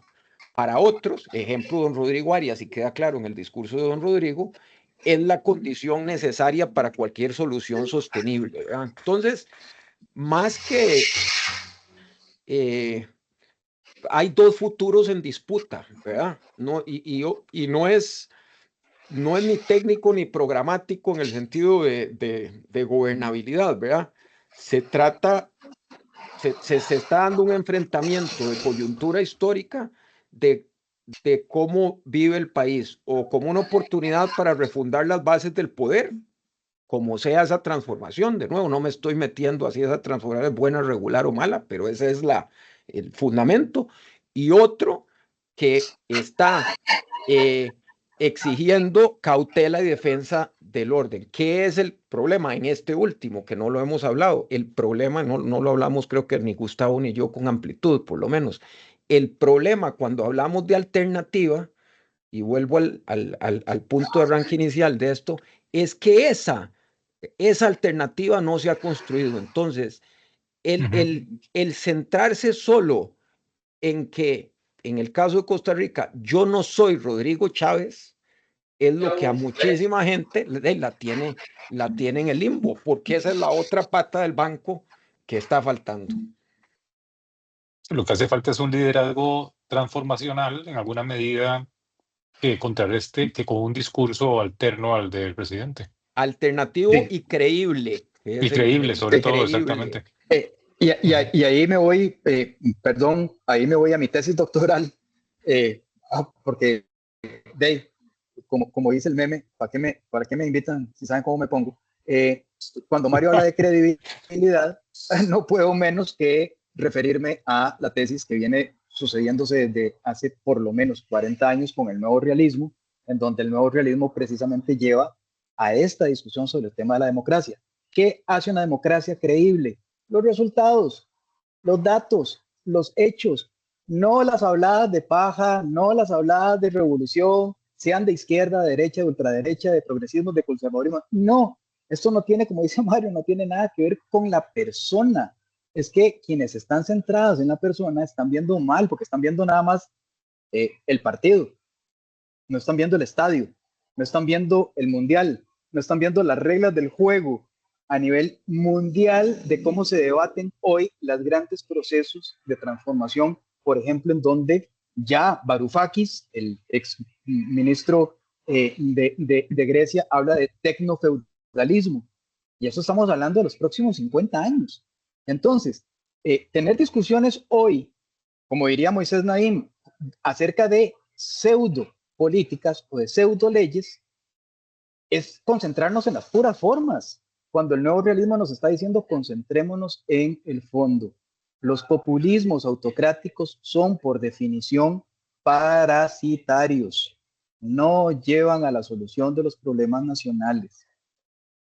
Entonces, en esa dimensión de la discusión, yo sé que esto es hablar en otros ámbitos, pero en esa discusión es lo que está dirimiéndose las democracias en este momento. Democracia que funcione para la sociedad o una democracia disfuncional a partir de ciertos tipos de liderazgos que lo que hacen es perpetuar el empobrecimiento de las desigualdades y los procesos electorales como los que tenemos en Costa Rica, en Hungría, en Turquía, en Brasil, en Argentina, en todo lado. Entonces creo que esa es una discusión que, como dice Mario, podemos tenerla a partir del tema de políticas públicas, pero esto nos remite inmediatamente a la solución de los problemas nacionales, una discusión que no se está teniendo. Por eso es que el momento electoral es crucial, pero no es el único momento democrático. Es decir, el momento electoral no debería destruir el espacio de construcción de los otros momentos democráticos, que es donde se llegan a los acuerdos para esas políticas públicas. Ese es el conflicto real de la democracia, digamos. Me parece a mí. Y con esto cierro. Entonces, de repente, José, tenemos a dos barras enfrentadas, una por Saprissa y otra por la Liga, una por el Real Madrid, otra por el Barça, o como queramos verlo, enfrentadas por las formas. Entonces, es que usted no está tomando en cuenta que sí tuvo logros. Y uno dice, yo no estoy diciendo que no tenga logros. Lo que estoy diciendo es que no tiene logros estructurales, es distinto. Es que usted no está viendo que la democracia está en problemas. Sí, claro que lo estoy viendo que está en problemas. Y no pocos, y no que no sean serios y estructurales. Lo que pasa es que no me estoy concentrando en la camiseta. Me estoy concentrando en otros elementos que están mucho más allá de las discusiones polarizantes, porque creemos entonces que esto se trata de una polarización solamente. Entonces, Mario está a favor del presidente y Gustavo está en contra del presidente. Y ahí lo resumimos todo. Pues pucha, esa es la discusión que tenemos. Así de pobre. Imagínate, cuando Mario y yo estamos completamente de acuerdo en que estamos en una democracia disfuncional porque está siendo aprovechada por populismos autocráticos porque no le estamos dando solución a los problemas de la población. Muchas gracias, Gustavo. Muchas gracias, Mario. Ya estamos al borde del tiempo que habíamos comprometido con nuestros suscriptores y con las personas que nos están acompañando el día de hoy. Les prometemos que vamos a seguir hablando de política durante algunos meses más, conforme se vaya acercando el proceso electoral. Y de nuevo, esto no es solo importante por el resultado electoral, ¿no? Es sobre todo importante por lo que implica después del resultado electoral, la gobernanza, los espacios para hacer las políticas públicas que se requieren para mejorar las condiciones, para satisfacer demandas de la sociedad. Y al final de cuentas es el éxito. Ahí es donde radica el éxito, digamos, de esto, ¿no? Es que las personas estén mejor realmente. Así que muchísimas gracias de verdad, y les recuerdo nada más que la grabación va a estar puesta disponible para ustedes en la tarde probablemente del día de hoy, y a los suscriptores del programa recordarles que el próximo miércoles tenemos nuestra sesión mensual. Vamos a hablar sobre la desaceleración de la economía costarricense en la primera parte de este año, cuáles son los orígenes, si es de corto plazo, cómo entronca eso con el shock arancelario que se está gestando a nivel global. Esa va a ser nuestra discusión principal el próximo miércoles. Muchas gracias por acompañarnos el día de hoy, y pues nos seguimos viendo. Gracias a Mario y a Gustavo. Saludos. Hasta luego, muchas gracias a vos más bien. Un abrazo. Hasta luego. Un abrazo.